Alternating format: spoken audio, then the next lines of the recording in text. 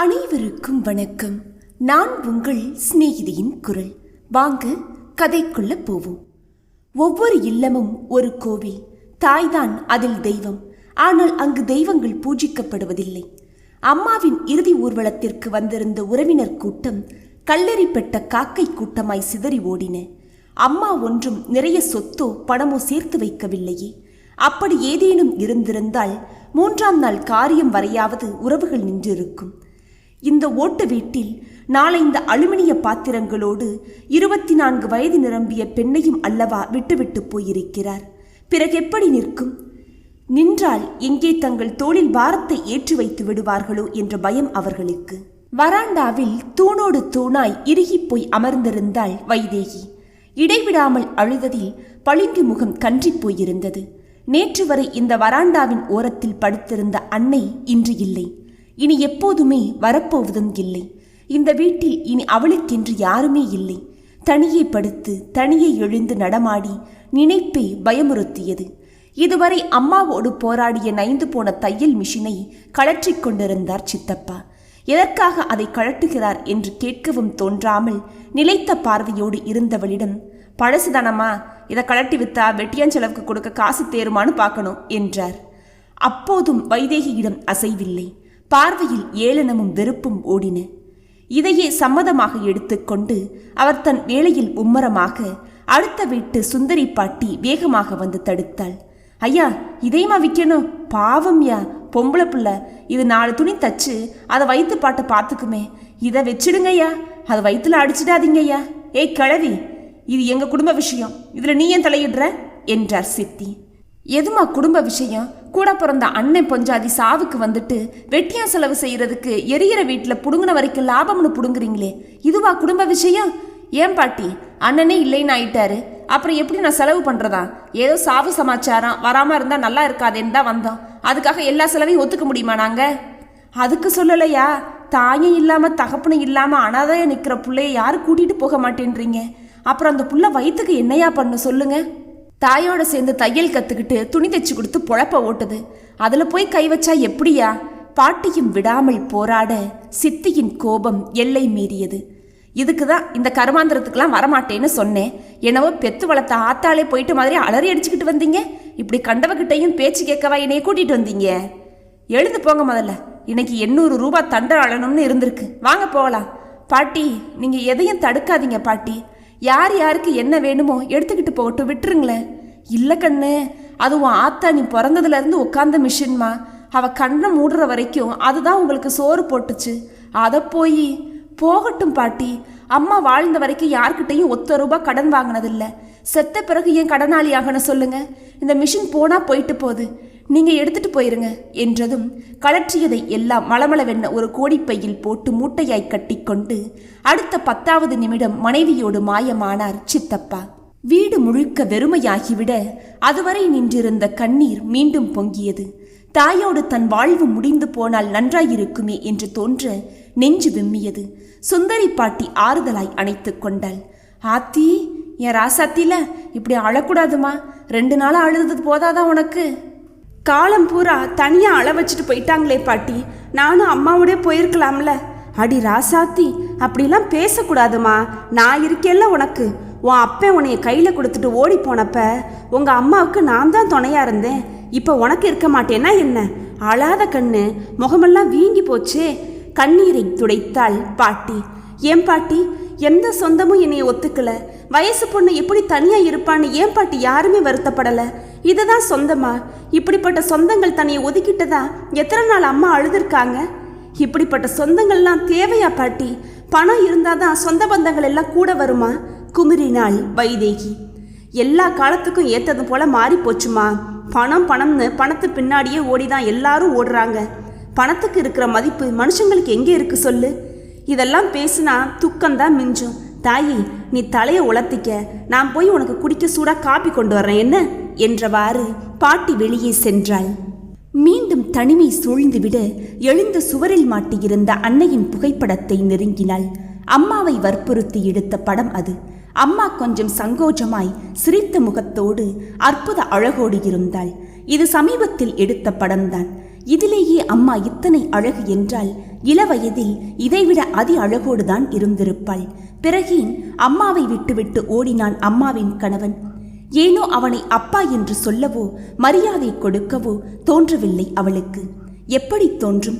தாலி கட்டியவளுக்கு குழந்தையை கொடுத்துவிட்டு எவளுடனோ ஓடிப்போனவனை எப்படி மதிக்க தோன்றும்? அப்பா என்று சொல்ல மனம் வருமா?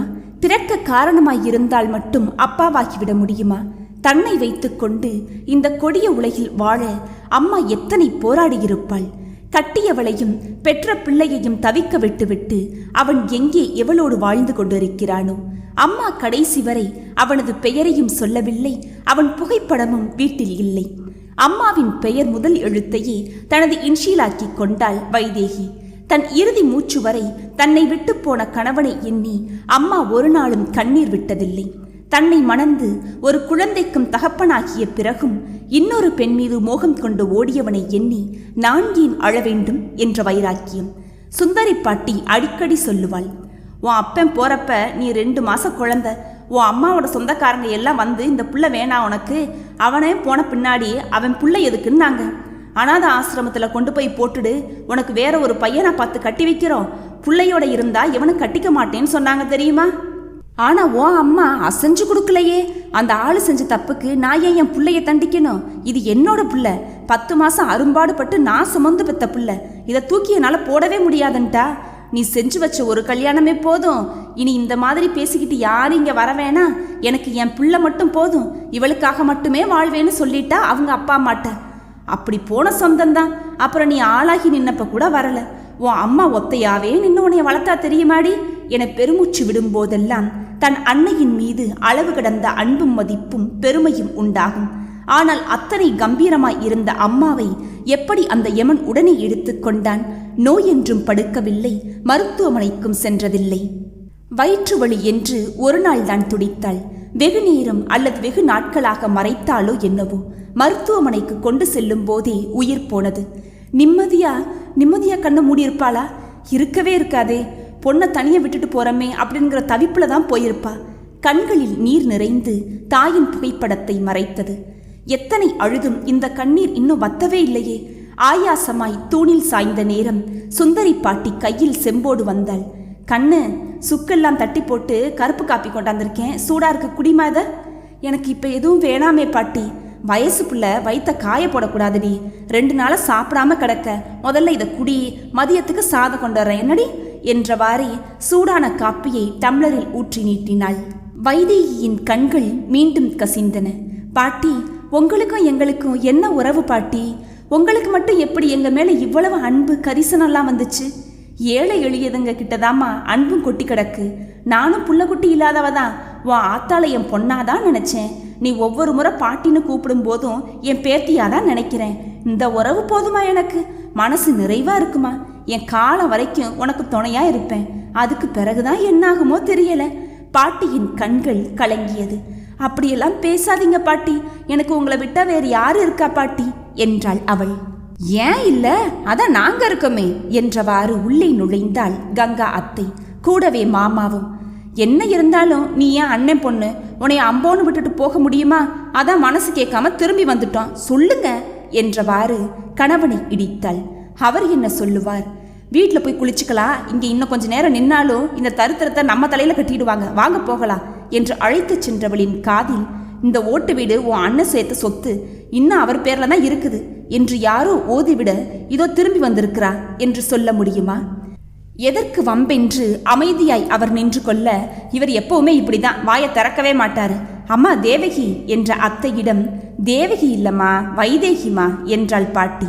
சரி, எதுவோ ஒன்று, ஆயப்பன் இல்லாம இந்த ஒத்த வீட்டில் தனியா எப்படி இருப்பதாயி? அதனால நான் சொல்ற மாதிரி செய்யறியா? இனிமே நீங்க இருக்க வேணாம் என்ன? பாட்டி முகம் மலர்ந்தார். ஆத்தா மகமாயி, இந்த ஒரு சொந்தமாச்சு இந்த பிள்ளைய கூட்டிட்டு போக ஒத்துக்குச்சே, உனக்கு புண்ணியமா போகுமா? அவசரப்படாதீங்க, நான் என்ன புள்ள குட்டி இல்லாதவளா? எனக்கு 4 புள்ள இருக்கு தெரியும்ல, அதுகளை வளர்க்கவே நான் படாத பாடுபட்டுக்கிட்டு இருக்கேன். இதுல இவளை கூட்டிக்கிட்டு போய் நான் என்ன பண்றதா? பின்ன எப்படிமா சொல்றேன். குரோன்பேட்டையில என் நாத்தனார் வீட்டு பக்கத்துல ஒரு முதியோர் இல்லம் இருக்கு. போன முறை நான் என் நாத்தனார் வீட்டுக்கு போயிருந்தப்ப அதை நடத்துற ஆளு ஏதாவது பொறுப்பான பொண்ணு இருந்தா சொல்லுங்க, நம்ம இல்லத்துல வேலைக்கு ஆள் தேவைப்படுது அப்படின்னாரு. சாப்பாடு தங்குற இடமெல்லாம் போக நல்ல சம்பளமும் போட்டு தர்றேன்னாரு. அது இப்பதான் ஞாபகத்துக்கு வந்துச்சு, அதான் பஸ்ஸை விட்டுட்டு ஓடி வந்துட்டேன். வைதேகி, அது நல்ல பெரிய ஆசிரமம், அங்கே உனக்கு பாதுகாப்பாகவும் இருக்கும், ஆறுதலாகவும் இருக்கும். அங்கேயே தங்கிக்கலாம். நான் என் நாத்தனார்கிட்ட சொல்லி உன்னைய சேர்த்து விடுறேன், வரியா என்றாள் அத்தை. பாட்டி வைதேகியை பார்க்க வைதேகி யோசித்தாள். முதியோர் இல்லம் என்றால் நம் அம்மா வயதில் அதைவிட மூத்தவர்களாக கூட இருக்கலாம். பிள்ளைகளால் அனாதையாக்கப்பட்டவர்கள், பாசத்திற்கும் அன்பிற்கும் ஆறுதலான வார்த்தைகளுக்கும் ஏங்கும் முதிய ஜீவன்கள். கிட்டத்தட்ட தன்னுடைய நிலையும் அதுதானே, போனால் என்ன என்று யோசித்தாள். எப்படியும் சுந்தரி பாட்டிக்கு பிறகு தனக்கு யாரும் கிடையாது. அதனால் உண்ண உறங்க இடமும் பாதுகாப்பும் கிடைத்தாலே போதுமே. தன் தாயை எப்படியெல்லாம் பார்த்து கொள்ள வேண்டும் என்று கனவு கண்டாலோ அதே போல் அங்கிருப்பவர்களை பார்த்து கொள்ளலாமே.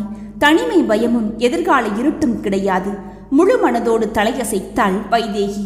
உடனே அத்தை போன் போட்டு அவள் நாத்தனாரிடம் பேசி வேலைக்கு ஏற்பாடு செய்து உடனே சேரும்படி சொன்னாள். இல்லத்த, நாளைக்கு அம்மாவோட காரியம், அது முடிஞ்சதும் நானே போய் வேலையில் சேர்ந்துக்கிறேனே. அட்ரஸ் கொடுத்தா போதும், நான் கண்டுபிடிச்சு போய்க்குவேன் என்றாள். அட்ரஸ் ஒன்றும் பெரிய விஷயம் இல்லை. தாம்பரத்தில் இறங்கி ஒரு ஆட்டோ பிடிச்சி ராமமூர்த்தி முதியோர் இல்லம்னு சொல்லு, கொண்டு போய் இறக்கிடுவான்.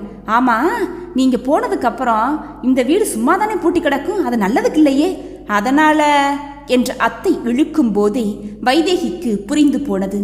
எச்சில் கையில் காக்கா கூட விரட்ட மாட்டாள் அத்தை. இன்று என்ன ரொம்ப அக்கறையாய் வந்து வேலைக்கு ஏற்பாடு செய்கிறாளே என்று யோசித்தால் இப்போதல்லவா விடை கிடைத்திருக்கிறது. இந்த வீடு கிடைக்கும் என்ற நப்பாசை தோன்றியது. அதை மறைக்க விரும்பாமல், அதை பற்றி நீங்கள் கவலைப்பட வேணாம், இது வாடகை வீடு தானே, நான் போனால் அடுத்த ஆள் வந்து தங்கிக்கிற போகிறாங்க. அத்தை திகைத்து போனாள். எனது வாடகை வீடா? இது என் அண்ணனோட வீடு தானே? அது அப்போத்த நான் பிறக்கு முன்னாடியே உங்கள் அண்ணன் விற்று சாப்பிட்டுட்டாரு. இவங்க சுந்தரி பாட்டி தான் இப்போ இந்த வீட்டுக்கு ஓனர். இவங்க தயவால தான் இத்தனை வருஷம் இந்த வீட்டில் தங்கியிருந்தோம். இனிமேலாவது பாட்டிக்கு நல்ல வாடகை கிடைக்கும் இல்லை பாட்டி? அத்தை முகம் சுருங்கி போனது. ஏமாற்றமாய் எழுந்தாள். சரி வாங்க, இளவு வீட்டுக்கு வந்துட்டு சொல்லாம தான் போகணும் என்றவாறு விடுவிடுவென வெளியேறினாள். பசுபதி மாமா எழுந்தார். முகமெல்லாம் புன்னகையோடு, உன் அத்தை சொன்ன இடம் நல்ல இடமா, தைரியமா வேலைக்கு போ, அங்கே பக்கத்துல தான் என் தங்கச்சி வீடு இருக்கு, வர்றப்ப உன்னைய பார்த்துக்கிறேன், இந்தாமா செலவுக்கு வச்சுக்கோ என்று 250 ரூபாய் தாளை அவளிடம் கொடுத்துவிட்டு வேகமாய் வெளியேறினார். என் கண்ணு, கண்டிப்பா அந்த வேலைக்கு போயே ஆகணுமா? போகணும் பாட்டி, மிச்ச காலத்தை ஓட்டணும் இல்லையா? அலுப்போடு சொன்னவளை வேதனையாய் பார்த்தாள் சுந்தரி பாட்டி. கொஞ்ச நாள் இங்கேயே இருமா, எவனையாச்சும் ஒருத்தனை பார்த்து நானே. வேணாம் பாட்டி, நீங்க எங்களுக்கு செஞ்ச உதவியே போதும் பாட்டி. இனிமே என்ன நடக்கணும்னு இருக்கோ அது நடந்துதானே ஆகும். பெரியவங்களுக்கு சேவை செய்யறதும் ஒரு வரம் தானே, எனக்கு அது போதும் பாட்டி என்று முடித்து விட்டாள். ஒரு முறைக்கு 10 முறை சொல்லிதான் அனுப்பியிருந்தாள் சுந்தரி பாட்டி.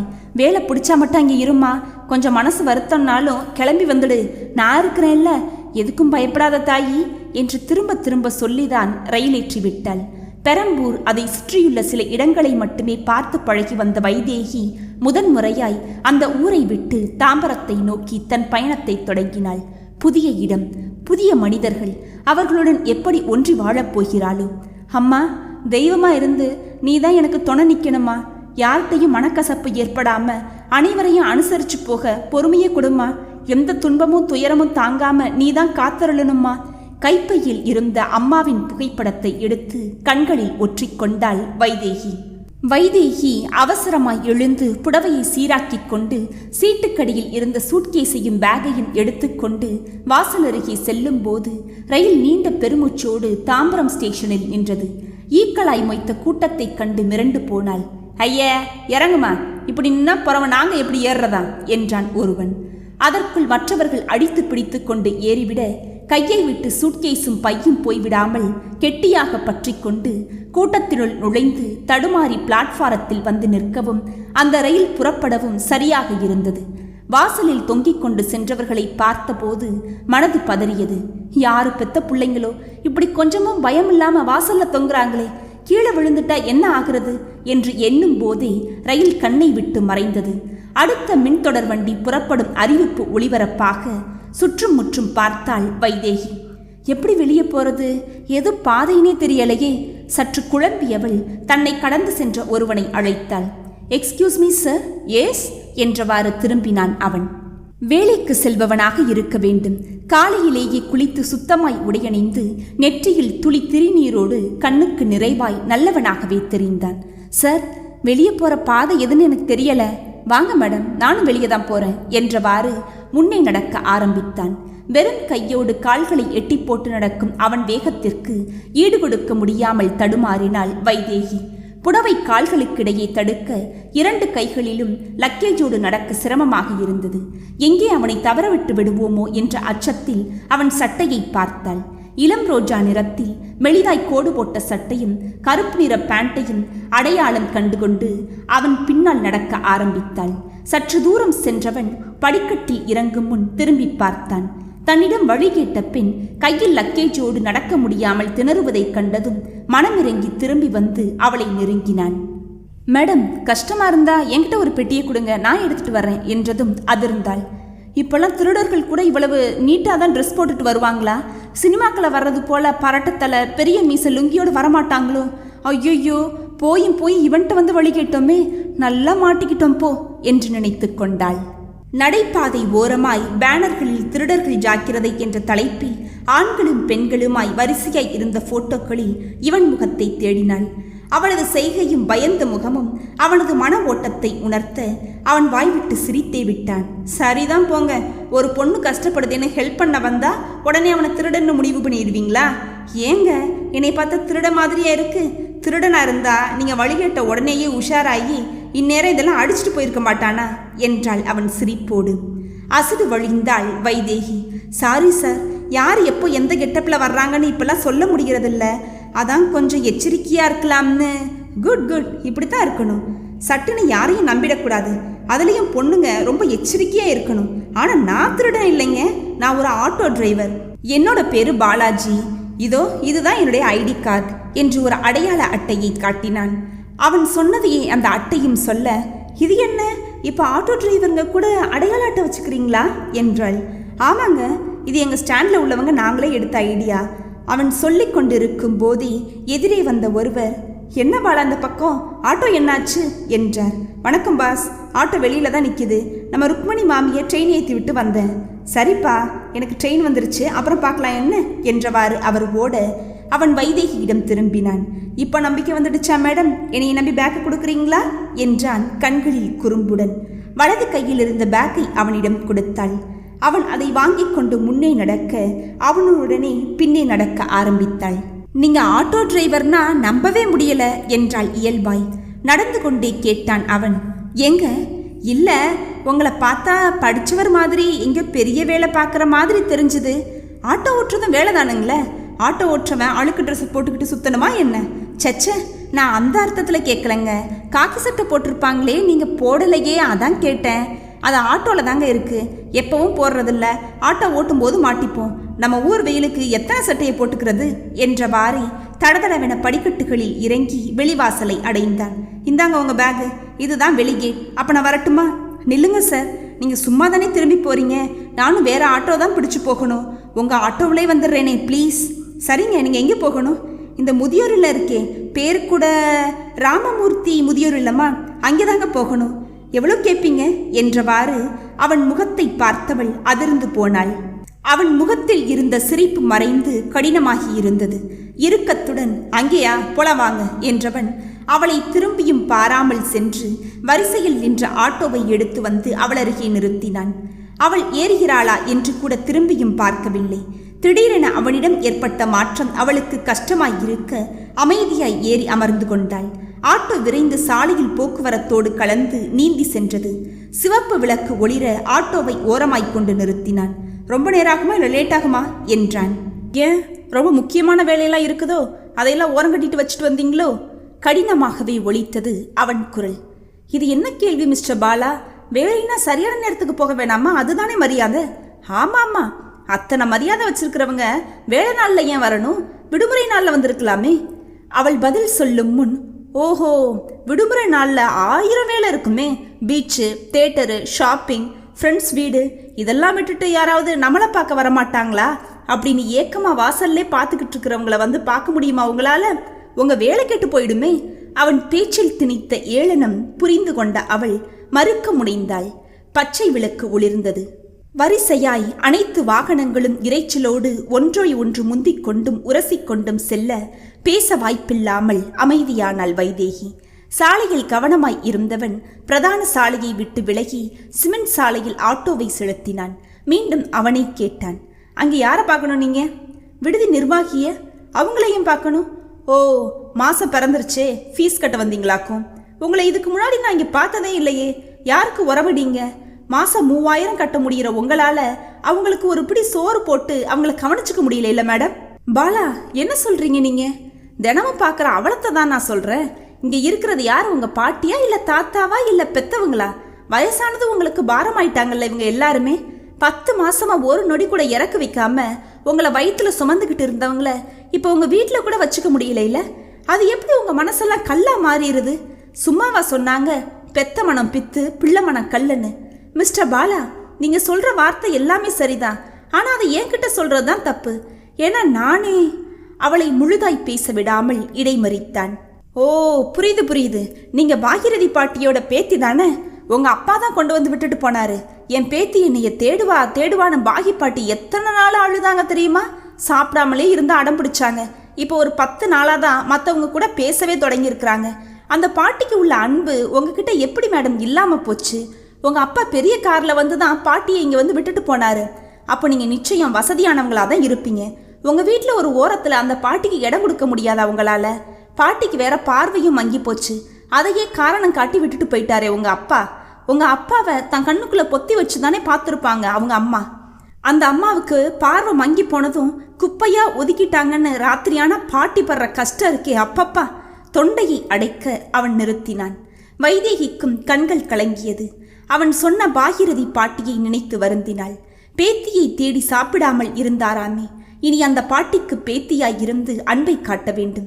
மிஸ்டர் பாலா, நீங்க சொன்ன பாகி பாட்டியை நான் இதுவரையும் பார்த்தது கூட இல்லை. ஆனா நீங்க சொன்ன பின்னாடி அந்த பாட்டியோட அன்பு எனக்கு ரொம்ப புரியுது. இனிமே அவங்க கண் கலங்காம நான் பார்த்துக்கிறேன். ஒரு அனாதையால தான் இன்னொரு அனாதையோட வேதனையை உணர்ந்துக்க முடியும். நான் நீங்க நினைக்கிற நபர் இல்லை. தந்தை இல்லாம வளர்ந்து தாயையும் 2 நாட்களுக்கு முன்னாடி எமன்ட்ட தார வார்த்துட்டு யாருமே இல்லாம நிற்கிற ஒரு அனாதை தான் நானு. கிரீச் என்ற சப்தத்துடன் ஆட்டோ நிற்க அதிர்ச்சியாய் திரும்பினான் பாலாஜி. கண்களில் வழியும் நீரோடு அமர்ந்திருந்தவளை பார்த்து, என்ன என்ன சொன்னீங்க என்றான். ஆமா, அந்த இல்லத்துல பணிபுரியதான் வந்திருக்கிறேன். என் தாயோடு வாழதான் எனக்கு கொடுப்பனை இல்லாம போச்சு. பிள்ளைகளை பிரிந்து வாடும் தாய்களுக்கு என்னால முடிஞ்ச சேவையை செய்யதான் வந்தேன். அவள் சொன்னதும் குன்றி போனான். ஆட்டோ மெதுவாக சென்று அந்த இல்லத்தை அடைந்து நின்றது. ஆவலோடு வெளியே எட்டி பார்த்தாள் வைதேகி. இடம் வந்துடுச்சா? பரவாயில்ல, 10 மணிக்குள்ள வந்தாச்சு. ரொம்ப தேங்க்ஸ் சார். எவ்வளோ ரூபா தரணும்? பாலாஜி தலையை நிமிர்த்தவே இல்லை. சாரி மேடம், உங்க நிலை பத்தி எதுவும் தெரியாம கடுமையா பேசிட்டேன், மன்னிச்சிடுங்களேன் என்றான் மெல்லிய குரலில். பரவாயில்ல சார், உங்க உணர்வுகளை நான் மதிக்கிறேன். நீங்க கோபப்பட்டதுல தப்பே இல்லை. கோபப்பட்ட நபர் தான் தப்பு. அது போகட்டும், அமௌண்ட் சொன்னீங்கன்னா தந்துட்டு போயிடுவேன். முதல் நாளே லேட்டா வந்தா அது நல்லா இருக்காதே. காசு வேணாம் மேடம், நான் இந்த இல்லத்துல உள்ளவங்கக்கிட்ட போக வர காசு வாங்க மாட்டேன். நீங்க இறங்கி போங்க, நான் பெட்டியை எடுத்துட்டு வரேன் என்று மீண்டும் சிரித்த முகமாய் அவன் பேச புன்னகையோடு இறங்கினாள் வைதேகி. வாசலை அடையும் போதே மனதில் பாரம் ஏறிக்கொண்டது. அம்மா அப்பா யாரென்றே தெரியாமல் பிறந்த குழந்தைகளின் வழி ஒருவிதம் என்றால் இது அதைவிட கொடுமை. பெற்று வளர்த்து வாழ்ந்த பெரியவர்களின் பிள்ளைகளே சுமையாக நினைத்து ஒதுக்கி வெளியேற்றுவது எத்தனை வழியை பெற்றவர்களுக்கு கொடுக்கும் தெரியுமா? ஆனா இதையும் பிள்ளைங்க உணர மறுக்கிறாங்க. மனதில் பாரம் விழிகளை கசிய வைக்க கையில் பொருட்களோடு வந்தவன் அவள் அருகில் நின்றான். கண்ணை தொடச்சிட்டு வாங்க, இனிமே இதுதான் உங்க வீடு. பாத்தீங்களா உங்களுக்கு எவ்வளவு சொந்தக்காரங்க? வாங்க வாங்க உள்ள வாங்க என்றவாறு அவன் கேட்டை திறக்க மனம் நிறைந்த பூரிப்போடு உள்ளே நுழைந்தாள் வைதேகி.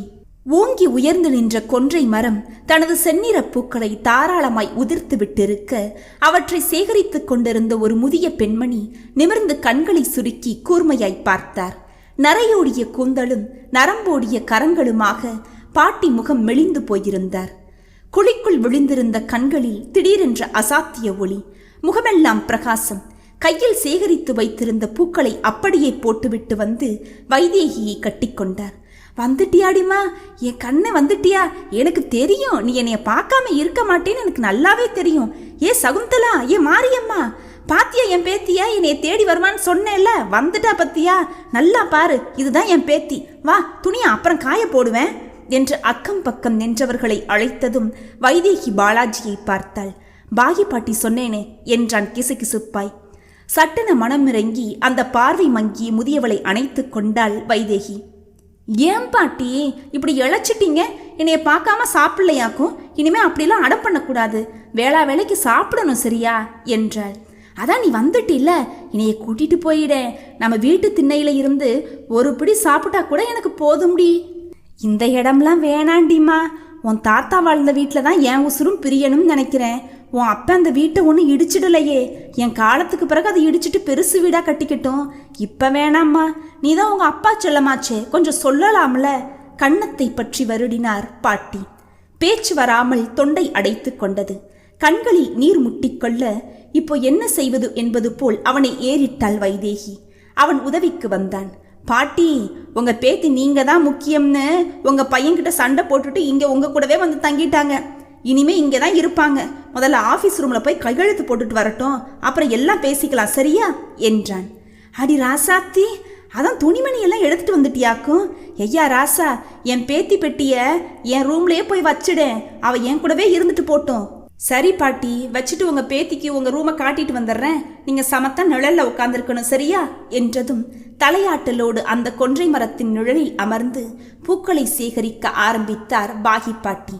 அவளையே பார்த்து கொண்டிருந்த மற்றவர்களிடம், இது புது ஆளு, உங்களை கவனிக்க வந்திருக்காங்க, பேரு ஏங்க, உங்க பேர் என்னங்க? இவ்வளோ நேரம் பேசியும் பேரை கூட கேட்கலையேனா என கேட்டான். வைதேகிங்க. நல்ல பேருங்க. அம்மா, இவங்க தான் வைதேகி. இனிமே உங்களுக்கு எது தேவைனாலும் இவங்க கிட்ட கேட்கலாம். சகுந்தலாம்மா, சார் இருக்காரா? ஸ்டோர் ரூம்ல இருக்காரு தம்பி. சரிம்மா, வாங்க தேவகி. சார் பேரு தான் ராமமூர்த்தி.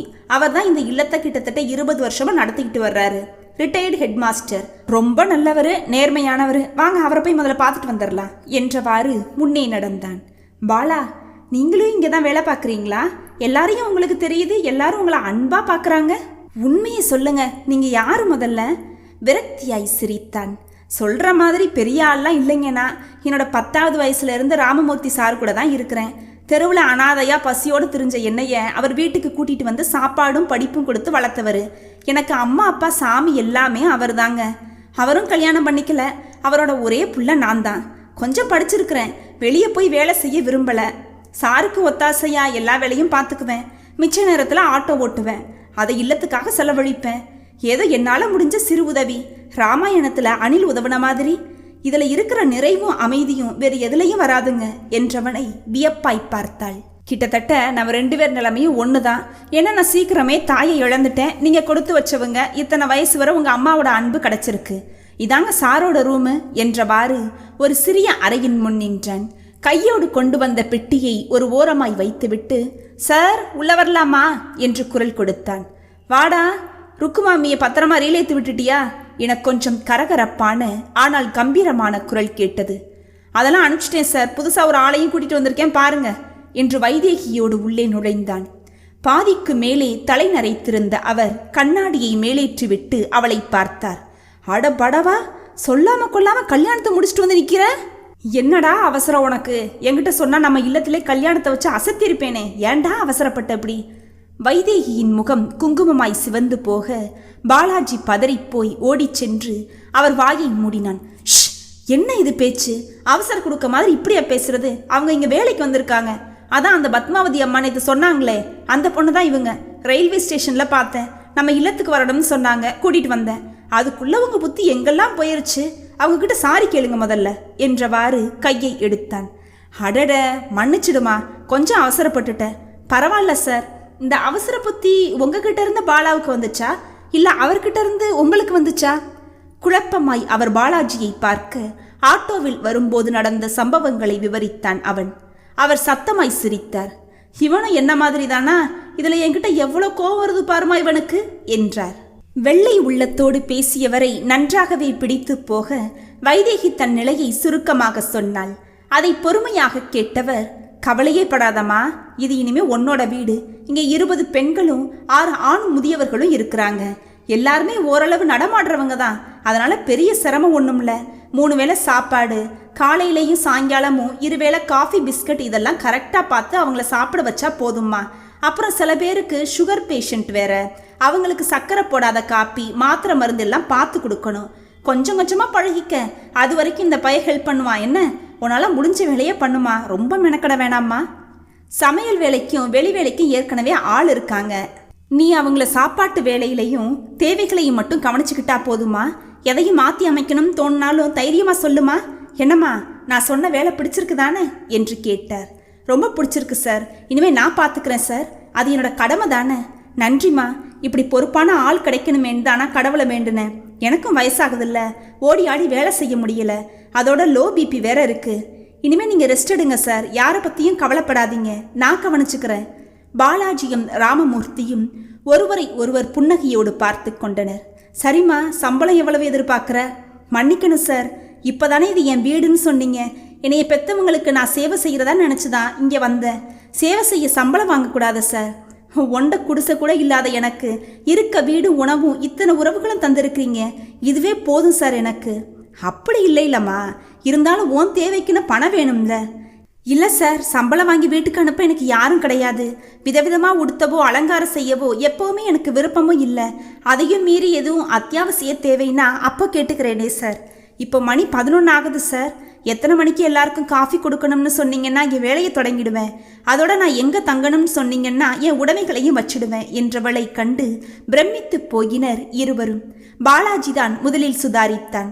இங்கிருந்து 3வது அறைதா பாகி பாட்டியோட அறை, நீங்கள் அவங்களோட தங்கிக்கோங்க.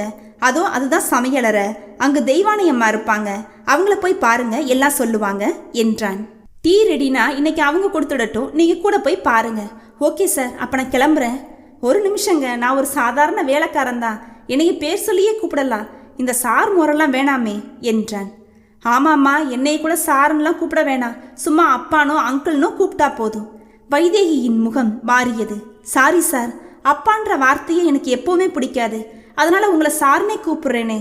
ஓய்வு பெற்றாலும் நீங்கள் ஒரு தலைமை ஆசிரியராச்சே, உங்களை மரியாதையாக தானே அழைக்கணும். வரேன் சார் என்றவாறு வெளியேறி தனது பொருட்களை எடுத்துக்கொண்டு 3வது அறையை நோக்கி நடக்க ஆரம்பித்தாள். அவளையே பார்த்து கொண்டிருந்த ராமமூர்த்தி பெருமூச்சு விட்டார். பாவம் இந்த புள்ள, இந்த வயசுல அதோட மனசுல என்ன கசப்பு பாரு. தன்னோட அப்பா மேல எத்தனை வெறுப்பு இருந்தா அந்த வார்த்தையே வெறுக்கிறா பத்தியா. வெறுப்பு வரதானே செய்யும். இந்த பொண்ணு குழந்தையா இருந்தப்பவே ஓடி போயிருக்கிறான் அப்படின்னா இவளோட அம்மா எத்தனை இன்னல்களை இழிசொற்களை கேட்டிருப்பாங்க. அது உடனிருந்தே பார்த்து வளர்ந்த பொண்ணுக்கு வெறுப்பு வராம இருக்குமா என்ன? இவன்கிறதுனால இதோட விட்டுருக்கா. இதுவே நானா இருந்தேன்னா என் அப்பாவை தேடி வெட்டி கூறு போட்டிருப்பேன் தெரியுமா என்றான் பாலாஜி. போதும்டா, கோவத்தை விடு முதல்ல. உங்க அப்பன் நல்லவன், அதனாலதான் உன் தாய் தனியே இருந்து கஷ்டப்படக்கூடாதுன்னு அவளையும் தன்னோடையும் அழைச்சிட்டு போயிட்டான். நான் மட்டும் கஷ்டப்படட்டும்னு என்னைய தனியாக விட்டுட்டு போயிட்டாங்க 2 பேரும். இல்லடா, அந்த விபத்தில் நீ பொழைச்சதே பெரிய விஷயம். உன் அப்பன் போன சைக்கிள் லாரி கடையில் மாட்டி உன் அப்பனும் பின்னால் இருந்த உன் அம்மாவும் நசுங்கிட்டாங்க. நீ தான் எப்படியோ கொஞ்சம் தூரத்தில் போய் கிடந்த. உன் அம்மா தான் கடைசி நேரத்தில் உன்னைய தூக்கி வீசினதா சொன்னாங்க. உன் அம்மா சாகும்போது கூட இந்த கிழவனுக்கு ஒரு ஊன்றுகோலா உன்னை தந்துட்டு போயிருக்கால்ல. உன் அம்மா புண்ணியவதிடா. கண் கலங்கினார். தனது கண்ணீரை சுண்டி எறிந்தவன், ஏன் சார் சும்மா சும்மா கண் கலங்குறீங்க, வாங்க எல்லாரும் என்ன பண்றாங்கன்னு பார்த்துட்டு வருவோம் என்று எழுந்தான். இதுதாண்டா, இந்த கலகலப்பு தாண்டா வேணும். நீ எதுக்கும் சோர்ந்து போகக்கூடாது, எப்பவும் கலகலப்பா உற்சாகமா நடமாடணும், அப்பதான் எனக்கும் சந்தோஷமா இருக்கும். நீ ஏன் புள்ளடா, நீ கண் கலங்கினா என்னால் தாங்க முடியுமா சொல்லு. அந்த பேச்சை விடுங்க சார். முதல்ல நம்ம நாகுப்பாட்டுக்கு சுகர் இருக்கு, நாம அங்கே இல்லைன்னா தெய்வானை அம்மா கிட்ட சண்டை போட்டுக்கிட்டு சக்கரை காப்பி குடிச்சிடுவாங்க. வாங்க வாங்க எந்திரிங்க முதல்ல. அவசரமாக புறப்பட்டவனை தொடர்ந்தார் ராமமூர்த்தி. அவர்கள் எதிர்பார்த்தது போலவே நாகுப்பாட்டி சண்டை தான் போட்டு கொண்டிருந்தார். துளியூண்டு சக்கரை போனேன், உன் சொத்தா குறைஞ்சு போயிட போகுது. சக்கரை இல்லாத காஃபி குடிச்சு குடிச்சு நாக்கே செத்து போச்சுடி. என்னைய பார்த்தா உனக்கு பாவமாவே தெரியலையாடி என்று தெய்வானையிடம் மல்லுக்கு நின்றாள் நாகுப்பாட்டி. அவளுடன் நைசாக பேசி சமாதானப்படுத்தி பாட்டியை தோளோடு சாய்த்து அணைத்து கொண்டே போனான். நாட்கள் வாரங்களாகி வாரங்கள் மாதங்களாகி பறக்க வைதேகி அந்த இல்லத்தில் அனைவருக்கும் மகளாய் பேத்தியாய் மாறிப்போயிருந்தாள். காலையில் விழித்தது முதல் இரவு படுக்க செல்லும் வரை அனைவருக்கும் வைதேகி தேவைப்பட்டாள். இந்த தைலத்தை காலில் நீவி விடுறியா? இந்த ஊசில நூல் கோத்து கொடையம்மா, கண்ணில் ஒளி போயிருச்சு. சும்மா சாம்பார் சாதம் சாப்பிட்டா அழுத்து போச்சு, 2 தோசை சுட்டு தர்றியா? மாடியில் துணி காயுது, செத்த எடுத்து தெரியாமா? கோச்சுக்காத, முட்டி நோவுது அதுதான். இப்படி பலவிதமான உதவிகளை கூட துளியும் முகம் சுளிக்காமல் அவள் செய்த விதம் ராமமூர்த்திக்கு பெரிய ஆறுதலாக இருந்தது. பாலாஜியும் இல்லத்தை பற்றிய கவலை இல்லாமல் முழு நேரமும் ஆட்டோ ஓட்டினான். அவன் வருமானத்தால் வாரத்தில் ஒருமுறை அனைவரையும் சிம்பிளாக சுற்றுலா அழைத்து செல்ல முடிந்தது. அதில் அனைவருக்கும் ஏற்பட்ட ஆனந்தம் சொல்லில் அடங்காதது. அதற்காகவே சாப்பாடு தூக்கம் பற்றி கவலையின்றி உழைத்தான் பாலாஜி. மனம் தாழாமல் ஒரு நாள் கேட்டே விட்டாள் வைதேகி. ஏன் பாலா இப்படி கண்முழிச்சு உடம்பு கெடுத்துக்காம பாட்டிகளுக்கு வாங்குற ஃபீஸை கொஞ்சம் கூட்டிக்கலாமே? அவசரமாய் மறுத்தான் பாலாஜி. நோனோ, இங்க யாருக்கு கண்டிப்பா ஃபீஸ் கட்டியாகணும் சட்டம்லாம் கிடையாது வைதேகி. உனக்கு தெரியுமா, எந்த நேரம் என்னைய தத்தெடுத்தாரோ சாரு, அப்ப இருந்து இது தொடர்கதையா தொடர ஆரம்பிச்சிருச்சு. என்னைய பாத்துக்கிறதுக்காண்டி சகுந்தலாமாவை வேலைக்கு சேர்த்தாங்க. அப்புறம் ஆதரவு இல்லாம தவிச்சா ராஜம் பாட்டி வந்தாங்க. அப்புறம் ரோட்ல அடிபட்டு கிடந்த லலிதாமா, அப்புறம் ராசையா, இப்படி 4-5 பேர் சேர்ந்தாங்க. இவங்களுக்கெல்லாம் யாருமே உறவுன்னு கிடையாது. இந்த வீடு சாரோட சொந்த வீடு. வீட்டை சுத்தி இருந்த செடி மரத்தை எல்லாம் ஒதுக்கிட்டு கூரை வீடு கட்டி அவங்கள தங்க வச்சாரு. தன்னோட சம்பளத்திலேயே எல்லாருக்கும் சாப்பாடு துணிமணி கொடுக்க முடிஞ்சிச்சு. இதுல என்னோட படிப்பு செலவு வேற ஒரு பக்கம்னா பார்த்துக்கோ. ஏன், அவர் ரிட்டையர்ட் ஆனதுக்கு அப்புறம் பென்ஷன் பணத்தால இதையெல்லாம் சமாளிக்க முடியல. அப்பதான் நான் ஏதாவது வேலைக்கு போகலாமேன்னு முடிவு செஞ்சேன். வேலைக்குன்னு வெளியே போயிட்டா இங்கே உள்ள வேலையை சார் தனியாக பார்த்துக்கணுமே. அதனால இந்த ஆட்டோவை ஓட்ட ஆரம்பித்தேன். இதில் தான் ஹாஸ்பிட்டல் போகிறது, மளிகை ஜாமான் வாங்குறது, இப்போ தொழில் செய்யவும் இது உதவுது. இதில் வர்ற வருமானம் கொஞ்சம் உதவுது தான். நாளடைவில் இது ஒரு முதியோர் இல்லமாவே நினச்சி பெரிய பணக்காரங்க கூட அவங்களால பார்த்துக்க முடியாத வயோதிகர்களை வந்து சேர்த்தாங்க. அவங்க எவ்வளவு பணம் கட்டினாலும் அது அவங்க விருப்பம்தான். இப்போவும் 7-8 பேர் யாருமே இல்லாதவங்க நம்மக்கிட்ட இருக்கிறாங்க. அவங்களுக்கு எதுவும் ஒன்றுன்னா நாம தானே பார்த்துக்கிட்டு செய்யணும். அதுக்காக தான் இந்த உழைப்பெல்லாம். இருக்கிறவங்க தந்தா வாங்கிக்கலாம், ஆனால் இல்லாதவங்களுக்கு என்ன பண்ணுறது சொல்லு? அவன் சொல்லி முடித்த போது பிரமித்து போனாள் வைதேகி. அப்படின்னா இது தானா சேர்ந்த கூட்டமா? நான் இவ்வளோ நாளா சார் தான் இதை தொடர்ந்தாருன்னு நினச்சிட்டு இருந்தேன். நிச்சயமா இல்லை. அனாதைகளை ஆக்கப்பட்டவங்க ஒன்னா சேர்ந்து விட்ட கூட்டம் இது. ஒருவர் கஷ்டத்தை ஒருவர் பகிர்ந்துக்கிற இடம். இவங்களோட நிழல்ல வளர்ந்து வாழ்ந்தவங்களால ஒதுக்கப்பட்ட உயிரினங்கள் தான் இவங்கெல்லாம். இப்ப நிழலை தேடி தவிக்கிற ஜீவன்கள் ஆயிட்டாங்க. என்ன பண்றது? கஷ்டம்தான். இது தப்பு இல்லையா பாலா? நம்ம கிட்ட வந்து சேர்க்க வரும் போதே சேர்க்க முடியாதுன்னு சொல்லியிருந்தா அவங்க இப்படி விட்டுட்டு போவாங்களா? வீட்டோட வச்சிருப்பாங்கல்ல. இல்ல இல்ல, ரமணி பாட்டிக்கு காது கேட்காது, பார்வையும் அத்தனை தெளிவா தெரியாது. அவங்க புள்ள பாட்டியை நம்ம ஊர் எல்லையில கையில 10 ரூபாய் மட்டும் கொடுத்துட்டு விட்டுட்டு போயிட்டாரு தெரியுமா? ரோட்ல கண்ணு தெரியாம தெரிஞ்ச பாட்டியை நான் தான் கூட்டிட்டு வந்தேன். கடவுளே, இப்படிலாம் கூட செய்வாங்களா? காலம் கெட்டு போச்சு வைதேகி. மனிதாபிமானம் செத்து போச்சு. அதனாலதான் இப்படியெல்லாம் நடக்குது. ஆனா இப்பவும் அம்மா அப்பா மேல பக்தியா இருக்கிற பிள்ளைங்களையும் நான் பார்க்க தான் செய்யறேன். ஆனா எல்லாரும் அப்படி இல்லையே, அதுதான் ரொம்ப வருத்தம். அதுக்காக அப்படியே விட்டுடலாமா பாலா? இவங்க நம்ம கிட்ட என்னதான் இயல்பா இருந்தாலும் அவங்க முகத்துல உறைஞ்சு போயிருக்கிற சோகம் தெரியலையா உங்களுக்கு? வருத்தமாய் ஒப்புக்கொண்டான். உண்மைதான். ஆனா நம்மளால என்ன செய்ய முடியும்? முடியும் பாலா, என்னால முடியும். முதல்ல நீங்க சொல்லுங்க, நமக்கு இந்த இல்லத்தால வர்ற வருமானம் தேவையா? இவங்க அவங்கவுங்க வீட்டுக்கு போயிட்டா வருத்தப்படுவீங்களா என்ன? சச்ச, நிச்சயமா இல்ல. இவங்க எல்லாரும் சந்தோஷமா தன்னோட பிள்ளைங்களோட வாழ்ந்தா அதை விட வேற என்ன வேணும் நமக்கு சொல்லுங்க? சாருக்கு இப்போ உடம்பு ஒத்துழைக்கிறது இல்ல. நம்மளை நம்பி வந்தவங்களை எப்படி விடுறதுன்னு தவிக்கிறாரு. இது போதும் பாலா, நான் ட்ரை பண்றேன். மாசம் பிறந்தா 1ஆம் தேதி இவங்க பிள்ளைங்க வருவாங்கல்ல, அப்ப பேசி பார்க்குறேன். பார்த்து வைதேகி, எதுவும் பிரச்சனை வந்துட போகுது. வராம பேசி பார்க்கலாம். மீறி எதுவும் வந்தா பாலா இருக்க பயமேன் என்று வலது கையை உயர்த்தினாள். கூட சேர்ந்து சிரித்து விட்டு, சரி சரி, நீ சொல்றது போலவே மற்றவங்கள அனுப்பிச்சிடலான்னு வையி. யாருமே இல்லாம இருக்கிறாங்களே, அவங்கள என்ன பண்ணுவ? அவங்கள நம்மளோட பெற்றோர்களா நம்மளோட வச்சுக்குவோம். நீங்க கொண்டு வர்ற பணம், சாரோட பென்ஷன் தாராளமா போதுமே. நானும் தையல் தப்பேன். ஏதாவது ஒரு பழைய மிஷின் கிடைச்சா வாங்கி போடுங்க. நானும் துணி தச்சு என்னால் முடிஞ்ச அளவு வருமானம் ஈட்டி தர்றேன். அவங்களோட கடைசி மூச்சு வர நம்மளோட அப்பா அம்மாவா நினச்சி பார்த்துக்குவோமே, சரியா என்றவளை பார்த்து அசந்து போனான். உண்மையில் நீ பெரிய ஆள்தான். கடைசி வர என் கூடவே இருப்பியா வைதேகி? அவனது குரலில் ஆவலும் ஏக்கமும் இழைந்தோடியது. சத்தியமா கடைசி வர உங்க கூடவே தான் இருப்பேன். எனக்கும் உங்களை விட்டா யார் இருக்காங்க? கண்கள் கலங்கிட நிறுத்தினாள். கண்ணீரை துடைத்து விட்டான். நான் இருக்கிறேன், நாங்க இருக்கோம், போதுமா என்றவனின் மென்மையான குரலில் தன்னை மறந்தாள் வைதேகி. சின்னையா, நீங்க இங்கேயா இருக்கீங்க என்றவாறு ஓடி வந்தாள் சகுந்தலா. என்னம்மா, என்னாச்சு? அது என்னன்னு சொல்றதுப்பா? பாகிரதி அம்மா சக்கரை வியாதிக்கு உள்ள மாத்திரையை மொத்தமா முழுங்கிருச்சியா? என்ன? அதிர்ந்து எழுந்தான். வாயெல்லாம் நொரதள்ளி போச்சியா, பெரிய ஐயாவும் வெளியே போனவங்க இன்னும் வரல. அவள் சொல்லி முடிக்கும் முன்னே பாய்ந்து ஓடினான். அவன் பின்னே ஓட்டமும் நடையுமாய் ஓடினாள் வைதேகி. மனம் தாறுமாறாய் பதறியது. எப்படி கவனிக்காம விட்டேன்? சூழ்நிலை மறந்து பேசிக்கிட்டு இருந்தது எவ்வளவு பெரிய தப்பா போச்சு. பாட்டிக்கு ஏதாச்சும் நிகழ்ந்திருந்துச்சுன்னா நான் கொலகாரி ஆயிடுவேனே. பாட்டி, என்னை தவிக்க விட்டு போயிடாதீங்க. மனதிற்குள் அரற்றியவாறே தங்கள் அறைக்குள் நுழைந்தவள் விக்கித்து போனாள். தரையில் தாறுமாறாய் கிடந்தாள் பாகிரதி பாட்டி. வாயில் நுரை தள்ளி இருக்க மயங்கி கிடந்தாள். அருகில் பல நிறங்களில் காளி மாத்திரை பட்டைகள் சிதறி கிடந்தன. பாட்டிமா, என்ன காரியம் செஞ்சிருக்கிறீங்க? ஏன் இப்படி செஞ்சீங்க? கையோடு தூக்கி கொண்டு ஆட்டோவை நோக்கி ஓடினான் பாலாஜி. அவசரமாய் பாட்டிக்கு மாற்றுடை மட்டும் கொஞ்சம் பணத்தையும் எடுத்துக்கொண்டு ஓடினாள் வைதேகி. மற்றவர்கள் கண்ணில் கண்ணீரோடு பின்னே ஓடி வர, சகுந்தலாமா, நீங்க எல்லாரையும் பார்த்துக்கோங்க. ஆஃபீஸ் ஃபைல்ல பாகிரதி பாட்டியோட பையன் ஃபோன் நம்பர் இருக்கும். உடனே ஃபோன் பண்ணி மேட்ரை சொல்லிட்டு ஹாஸ்பிட்டலுக்கு வர சொல்லிடுங்க என்றவாறு பாட்டியை ஆட்டோவின் பின் இருக்கையில் படுக்க வைத்துவிட்டு ஆட்டோவை ஸ்டார்ட் செய்ய வைதேகி ஓடி வந்து ஏறிக்கொண்டாள். பாட்டியை மடியில் கிடத்தி கொண்டு, பாட்டி, ஏன் இப்படி செஞ்சீங்க? என்னைய பேத்தி பேத்தின்னீங்களே, அதெல்லாம் வெறும் வாய் வார்த்தை தானா?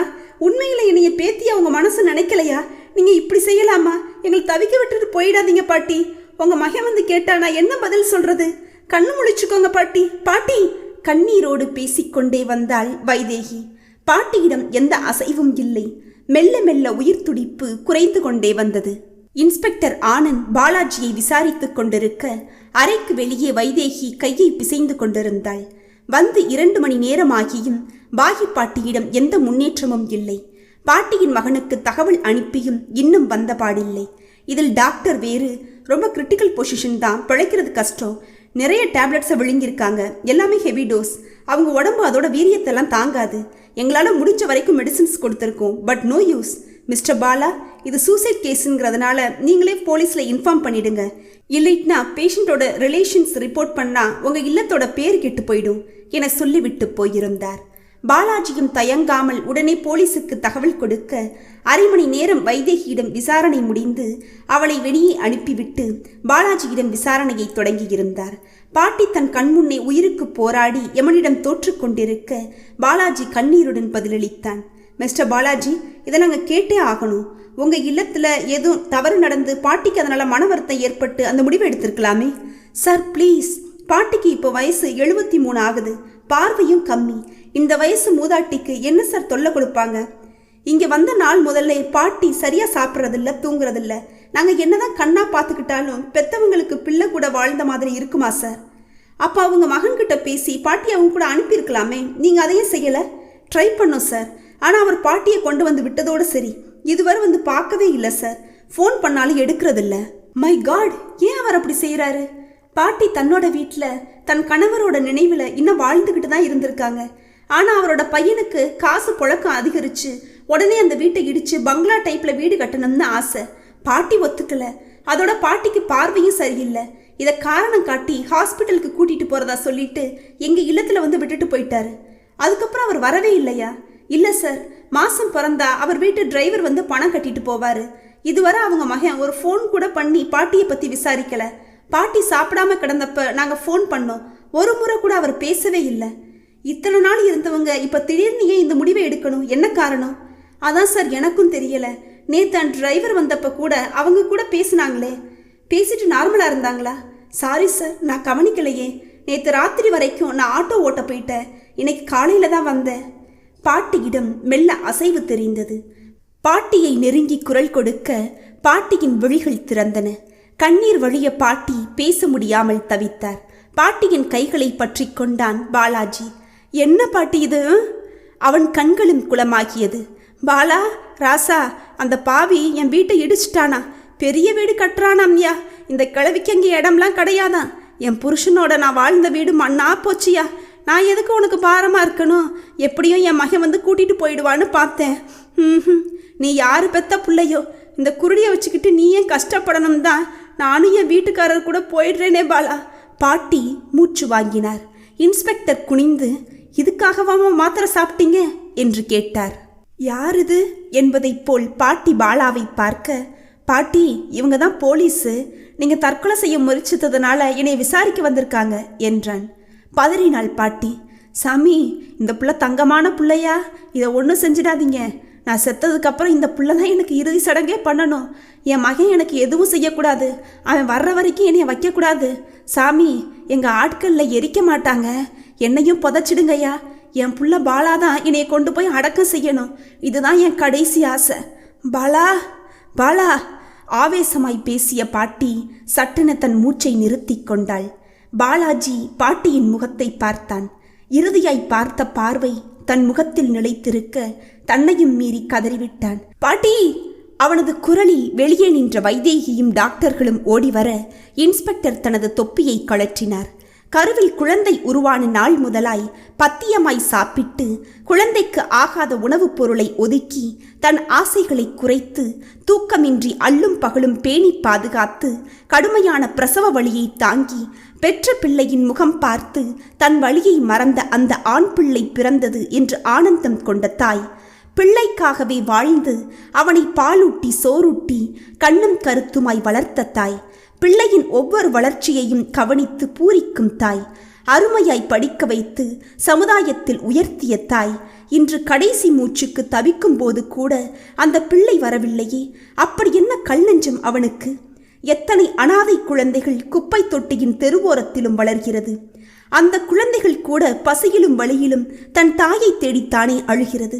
ஆனா இவரு தன்னோட கண்முன்னே இருந்த தாயை இப்படி தள்ளி விட்டுட்டு தாயோட உயிருக்கு ஆபத்துன்னு தெரிவிச்சும் கூட வரலையே. என்னதான் பாட்டி சொன்னாலும் மனம் கேளாமல் அவரது மகன் தந்த வீட்டு முகவரிக்கு ஆள் அனுப்பினான் பாலாஜி. போன ஆள் திரும்பி வந்து வீட்டில் யாரும் இல்லை, குடும்பமா டூர் போயிருக்காங்களா என்றான். ஃபோனிலும் கிடைக்கல. இதற்கு மேலும் காத்திருக்க வேணாம், ஆக வேண்டிய காரியத்தை பாருங்க, வந்து கேட்டா என்கிட்ட அனுப்புங்க, அவரை நான் பேசிக்கிறேன் என்று இன்ஸ்பெக்டர் சொல்லிவிட்டு போக ஊரை கூடி செல்ல பாகிரதி பாட்டி தன் இறுதி யாத்திரைக்கு தயாரானாள். இல்லத்தில் உள்ளவர்களில் கண்ணீர் ஆராய் பெருக பாகிரதி பாட்டி போயே விட்டாள். பெற்ற பிள்ளையாயிருந்து அனைத்து வேலைகளையும் முடித்துவிட்டு இருட்டிய பிறகு இல்லத்திற்கு வந்தான் பாலாஜி. வந்தவன் பாட்டியின் படுக்கையை பார்த்து இன்னும் அழுதான்.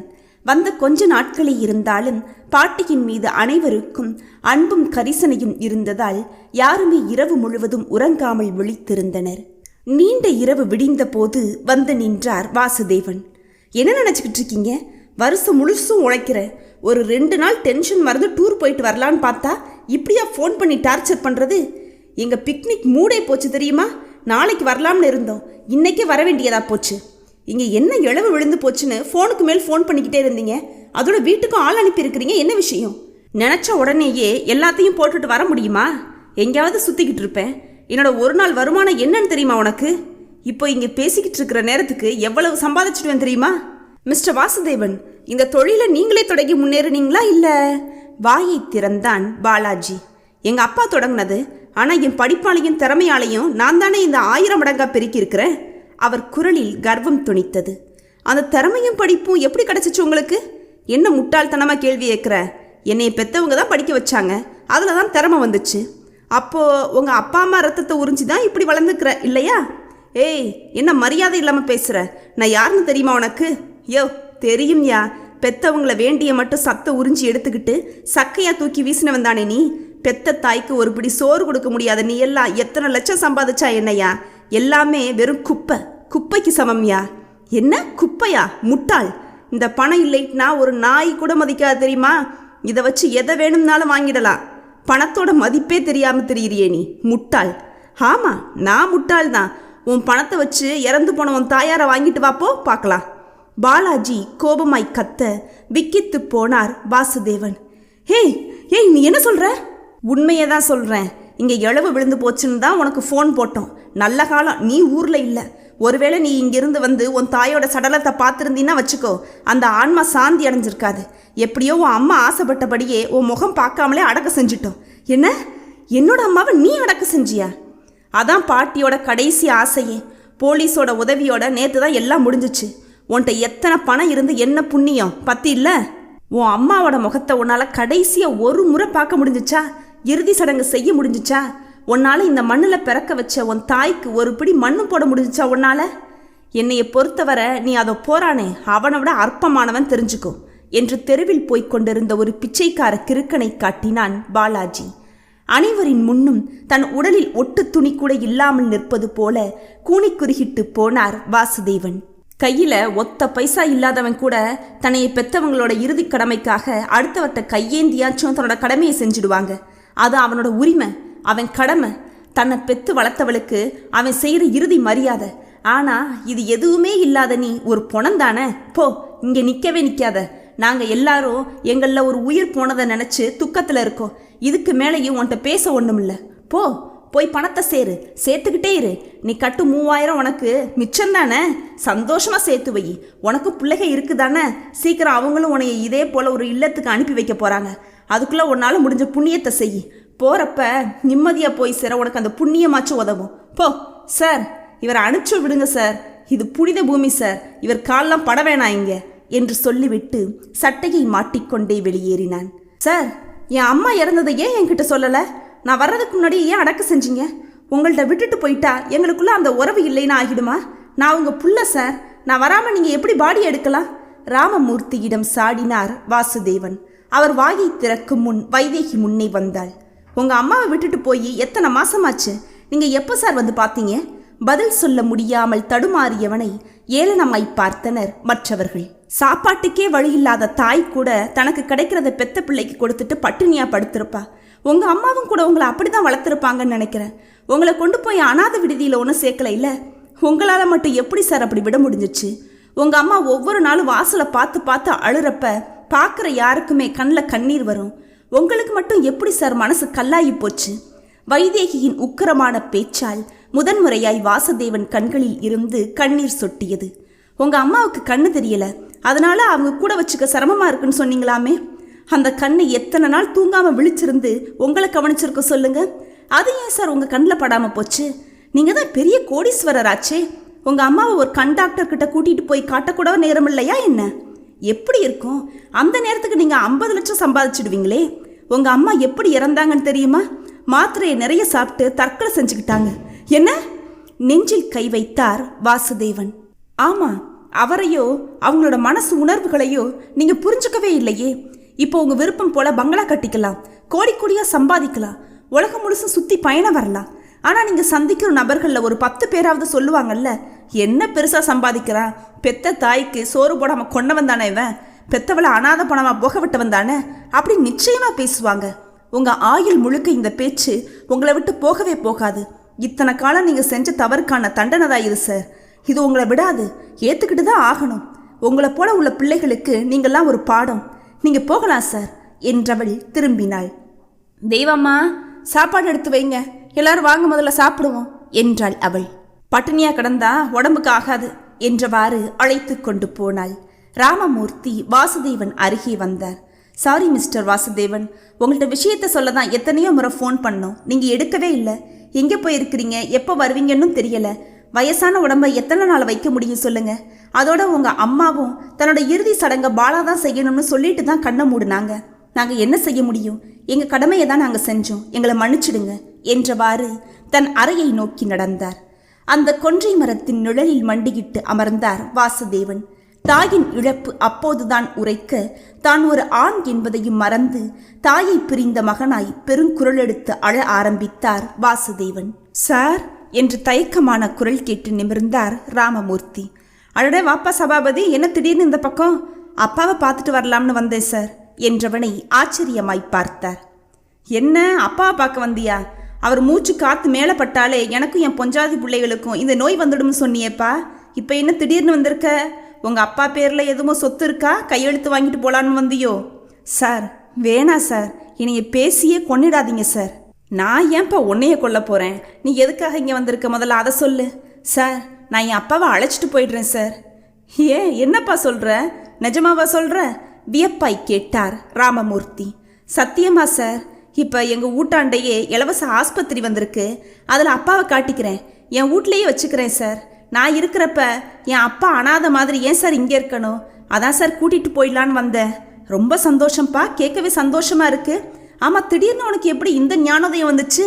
சார், அதோ ஒரு அம்மா இருக்காங்களே, அந்த அம்மா தான் நேற்று என்கிட்ட சொல்லுச்சு, என் அப்பாவுக்கு வந்திருக்கிறது வெறும் தோல் வியாதி தானா, தொழுநோயெலாம் இல்லையா. எந்த நோய் வந்தாலும் இப்படி பெற்றவங்களை ஒதுக்கி வைக்கக்கூடாதான், அன்பா அனுசரணையாக கவனிச்சுக்கணுமா. செலவழிக்க காசு இல்லைக்குன்னா என்ன, உன் அப்பாவை தர்மாஸ்பத்திரியில் காட்ட வேண்டியதானேன்னு சொல்லுச்சுங்கய்யா. அவன் சுட்டிக்காட்டிய திசையில் பார்த்தார் ராமமூர்த்தி. அங்கே மரத்தடியில் அமர்ந்து கூடை பின்ன கற்றுக் கொடுத்து கொண்டிருந்தாள் வைதேகி. 2 நாட்களுக்கு முன்புதான் அவரிடம் கேட்டிருந்தாள், சார் சும்மாவே இருக்கிறத விட ரொம்ப வயசானவங்களை விட்டுட்டு மற்றவங்களுக்கு ஏதாவது கைத்தொழில் சொல்லி தரட்டுமா? அவங்களும் ஆர்வமாக இப்படி எதுவும் கற்றுக்கிட்டா அவங்களோட வருத்தமும் குறையும், ஒரு நம்பிக்கையும் இருக்கும்ல சார். நம்மளாலையும் சம்பாதிக்க முடியுங்கிற நம்பிக்கை வரும். நீங்கள் என்ன சார் சொல்கிறீங்க என்றவளிடம், உனக்கு என்ன சரின்னு படுதோ அதை செய்யுமா, ஆனால் முடியாதவங்களை வற்புறுத்த வேணாமா, விட்டுடு என்றிருந்தார். இதோ 7-8 பேர் அவளுடன் அமர்ந்து கலராய் வயற்கூடை பின்னிக் கொண்டிருக்க வயது முதிர்ந்தவர்கள் பேசிக்கொண்டே அதை ஆர்வமாய் பார்த்து கொண்டிருப்பது தெரிந்தது. இந்த வயசுல இந்த பொண்ணுக்கு எவ்வளவு திறமை, என்ன சாமர்த்தியம்! இந்த சபாபதியை போல இதுவரை 3 பேர் வந்து அவங்களோட பெற்றோர்களை ஏதோ காரணம் சொல்லி அழைச்சிட்டு போயிட்டாங்க. இதோ அடுத்ததா இந்த சபாபதி. என்ன சார் இவ்வளவு யோசிக்கிறீங்க? என் மேலே நம்பிக்கை இல்லையா சார்? என் அப்பா மேலே எனக்கு அன்பு இருக்கு சார். எனக்காக அவர் ரொம்ப கஷ்டப்பட்டிருக்காரு சார். அப்படிப்பட்டவரை நான் ஒதுக்கி வச்சது எவ்வளோ பெரிய பாவம். வயசான காலத்தில் எங்கள் அப்பா என் அன்புக்கு எப்படி ஏங்கியிருப்பாங்க. நான் அவரை இங்கே கொண்டு வந்து விட்டுட்டேனே சார். எங்கள் அப்பாவை நான் கூட்டிகிட்டு போய் அவர் நல்லபடியாக கவனித்து நான் செஞ்ச பாவத்தை போக்கிடுறேன் சார். எங்கள் அப்பாவை என் கூட அனுப்பிச்சி வச்சுடுங்க சார், உங்களுக்கு புண்ணியமாக போகும் சார். கை கூப்பினான் சபாபதி. சரிப்பா, கலங்காத, உன் மேலே நம்பிக்கை இருக்குப்பா. உன் தகப்பனை நீ பார்த்துக்குவேன்றது எனக்கு ரொம்ப சந்தோஷம் தானே. இந்த நோட்டில் கையெழுத்து போட்டுட்டு உன் அப்பாவை கூட்டிகிட்டு போ. பத்திரமா பார்த்துக்குவீல்ல? நல்லா பார்த்துக்குவேங்கிற நம்பிக்கை இருக்கு என்றவாறு அவனிடம் கையெழுத்து வாங்கிவிட்டு அவனையும் அழைத்து கொண்டு சுந்தரமூர்த்தியை தேடிப் போனார். மூவருமாய் வந்து வைதேகியை பார்த்ததும் பாலாஜி வரவும் சரியாக இருந்தது. அம்மா, என் பிள்ளை என்னைய வீட்டுக்கு கூட்டிகிட்டு போக வந்திருக்காம்மா. நீங்கள் தான் நிறைய புத்திமதி சொன்னீங்களா? எங்கே என் பிள்ளைய காணாமல் பாகிரதி அம்மா போல் இங்கேயே கிடந்து செத்துடுவேணும்னு பயந்துக்கிட்டே இருந்தேம்மா.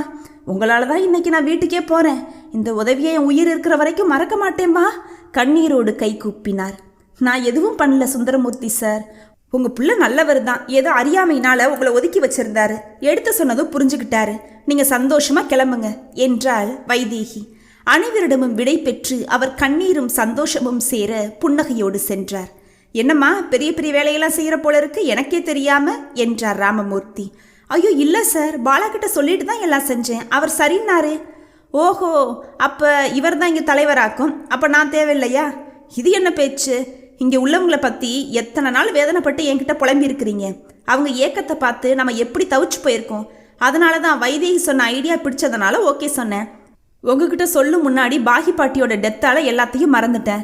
இதுக்கு போய் இப்படி பேசலாமா? எங்களுக்கு நீங்கள் வேணும்லப்பா. டே பையா, இப்போ எப்படி கூப்பிட்ட? ராமமூர்த்தி கண்களை விரித்து கேட்டார். அது வந்து தடுமாறினான் பாலாஜி. கூப்பிட்றான், அப்படியே கூப்பிட்றான். மனசில் இருக்கிறதானே வார்த்தையாக வரும். நீ இப்படி கூப்பிட மாட்டியான்னு எத்தனை நாள் ஏங்கியிருப்பேன் தெரியுமா? கூப்பிட்றா, அப்பானே கூப்பிட்றா. அப்பா, நான் எப்படி உங்களை, நான் யாரோ, என் ஜாதி என்னவோ, நான் அனாதப்பா. டேய் படவா, வாயை மூடுடா முதல்ல. நாமெல்லாம் மனுஷ ஜாதிடா, நீ ஏன் புள்ளடா, அப்பானே கூப்பிட்றா. தழுதழுத்தவரை கட்டி கொண்டான் பாலாஜி. தேங்க்ஸ்பா, ரொம்ப தேங்க்ஸ்பா. வைதேகி, இது என் அப்பா. தெய்வம்மா, இது என் அப்பா தெரியுமா? சாவித்திரியம்மா, இது என் அப்பா. அனைவரிடமும் சொல்லியவாறே அவரை கட்டி கொண்டான். இந்த சந்தோஷத்தை இன்னைக்கு இனிப்பா கொண்டாடியே ஆகணுமே. சொல்லுங்க எல்லாரும், பால் பாயசம் செய்யலாமா இல்லை ரவா கேசரி செய்யலாமா? வைதேகி கேட்டாள். பால் பாயசம் செய்வோம் என்று கோரஸாக பதில் வர, ரெண்டுமே செய்யுங்க, நாக்கில் எச்சி ஊறுது என்று ஒரு குரல் வர, நாகுபாட்டி இது ரொம்ப ஓவர் தெரியுமா என்றான் பாலாஜி. அனைவரும் சிரிக்க அந்த சிரிப்பில் மனம் நிறைந்தது. சார், நாளைக்கு ஞாயிற்றுக்கிழமை நம்ம எங்கே போகலாம் என்று வைதேகி கேட்டாள். பீச்சு அல்லது மேல்மருவத்தூர் கோயில், இல்லைன்னா கிண்டி பார்க்கு என்று ஒவ்வொன்றாய் சொல்ல சகுந்தலை சொன்னாள். பாலா, மகாபலிபுரம் கூட்டிகிட்டு போறியாப்பா? என் வீட்டுக்காரவங்க என்னை கூட்டிகிட்டு போன ஒரே இடம் அதுதான், கடைசி இடமும் அதுதான். நாளைக்கு அவரோட நினைவு நாள். அந்த நாளில் அவர் கூட சேர்ந்து நடந்த அந்த கடற்கரையில் நானும் நடக்கணும்னு ஆசைப்பட்றேன். அந்த சிற்பங்களை வருடணும். கடற்கரை கோவிலுக்கு போகணும்னு ரொம்ப ஆசையாக இருக்குப்பா. அழைச்சிட்டு போறியாப்பா?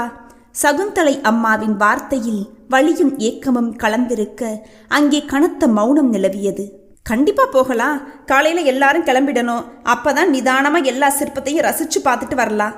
தெய்வம்மா, 4 பேரை கூட சேர்த்துக்கிட்டு சாப்பாடு செஞ்சுடுங்க. அங்கே கொண்டு போய் சாப்பிட்டுக்கலாம். அப்பா, நீங்கள் ராமுக்கு ஃபோன் பண்ணி காலையில் 6 மணிக்கு வேனை எடுத்துகிட்டு வர சொல்லிடுங்க. வைதேகி, நீ ரமாமாவையும் நாகுப்பாட்டியும் அழைச்சிட்டு போய் நாளைக்கு டூரில் சாப்பிட்ற மாதிரி ஏதாவது நொறுக்கு தீனி செஞ்சுடு. மலமளவென உத்தரவுகளை பிறப்பித்தான் பாலாஜி. பாலா, இந்த பரபரப்பில் பால் பாயாசத்தை விட்டுடாதடா. முதல்ல அதை செய்ய சொல்லு. எனக்கு மட்டும் 2 கிளாஸ் சொல்லிவிட்டேன். இப்போவே சொல்லிட்டேன், அப்புறம் மறந்துடக்கூடாது என்றாள் நாகம்மா. வயதானால் மீண்டும் குழந்தை பருவத்திற்கே திரும்பி விடுமோமோ? பாட்டி சர்க்கரை வியாதி நோயாளி. ஆனால் குழந்தை போல் இனிப்பு சாப்பிட அவ்வளவு ஆசை. பாட்டியை இங்கு வந்து சேர்த்த அன்று பாட்டியின் மருமகள் சொன்னது நினைவிற்கு வந்தது.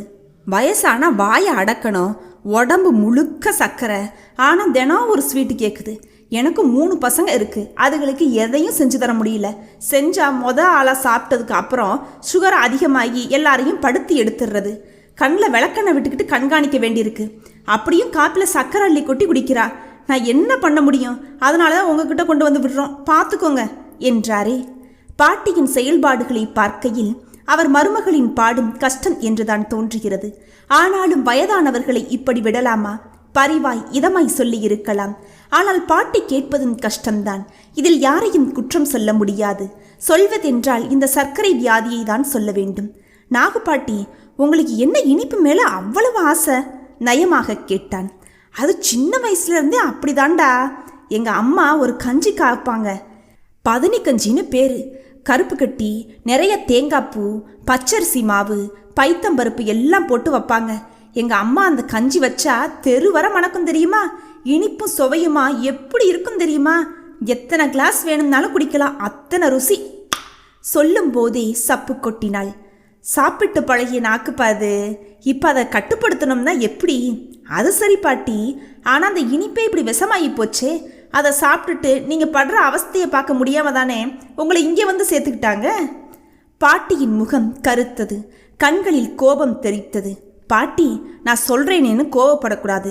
கொஞ்சம் நிதானமாக யோசிச்சு பதில் சொல்லுங்க. உங்கள் மருமக எப்படி? உங்களை நல்லா பார்த்துப்பாங்களா? வேலைக்கு சாப்பாடு தருவாங்களா? இல்லை உங்களை மதிக்காமல் கவனிக்கவே மாட்டாங்களா? இதமாய் கேட்டான் பாலாஜி. சச்ச, அடுத்த வீட்டில் இருந்த வந்து பொண்ணுனாலும் சும்மா குறை சொல்லக்கூடாதுப்பா. என் மருமக குணத்தில் தங்கம்தான். என்னைய ஒரு வேலை செய்ய விட மாட்டா. வேலைக்கு சரியாக சாப்பாடு மாத்திரையும் தந்துடுவா. அதில் ஒரு குத்தமும் சொல்ல முடியாது. அப்போ அவங்க மேலே எந்த தப்பும் இல்லையே.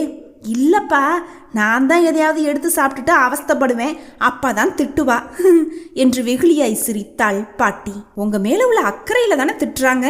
நீங்கள் ரொம்ப நாள் வாழணும்னு ஆசைப்பட்டு தானே இனிப்பு தரமாட்டேன்னு சொல்கிறாங்க. நீங்கள் சமத்தா இருந்திருந்தா அவங்க கூடவே இருந்திருக்கலாம்ல. பாட்டியை பார்த்து கேட்டான். பாட்டி விரக்தியாய் விழித்தாள். பாலா, இப்போ எனக்கு என்ன கடமை பாக்கி இருக்கு? பொண்ணையும் பிள்ளையும் கட்டி கொடுத்து பேரம்பேத்தி பார்த்தாச்சு. கட்டினவரை எமனுக்கு தாரவாத்துட்டேன். தலையெல்லாம் நரைச்சி போச்சு. பிள்ளைங்க அமோகமாக வாழ்கிறத பார்த்தாச்சு. இனிமேல் ரொம்ப நாள் இருந்து என்ன பண்ண போகிறேன்? அதுக்கு பதிலாக இப்படியே நடமாடிக்கிட்டு இருக்கும்போதே ஆசைப்பட்டதை சாப்பிட்டு நிம்மதியாக கண்ணை மூடிட்டு போயிடுறேன். என்ன நான் சொல்கிறது? அதை விட்டுவிட்டு என்னைய நல்லா வாழணும்னு நினச்சி இப்படி அனாதையாக கொண்டு வந்து விட்டுட்டு போயிட்டாங்களே. வயசான காலத்தில் என்னை அழ வச்சுட்டாங்களேயா.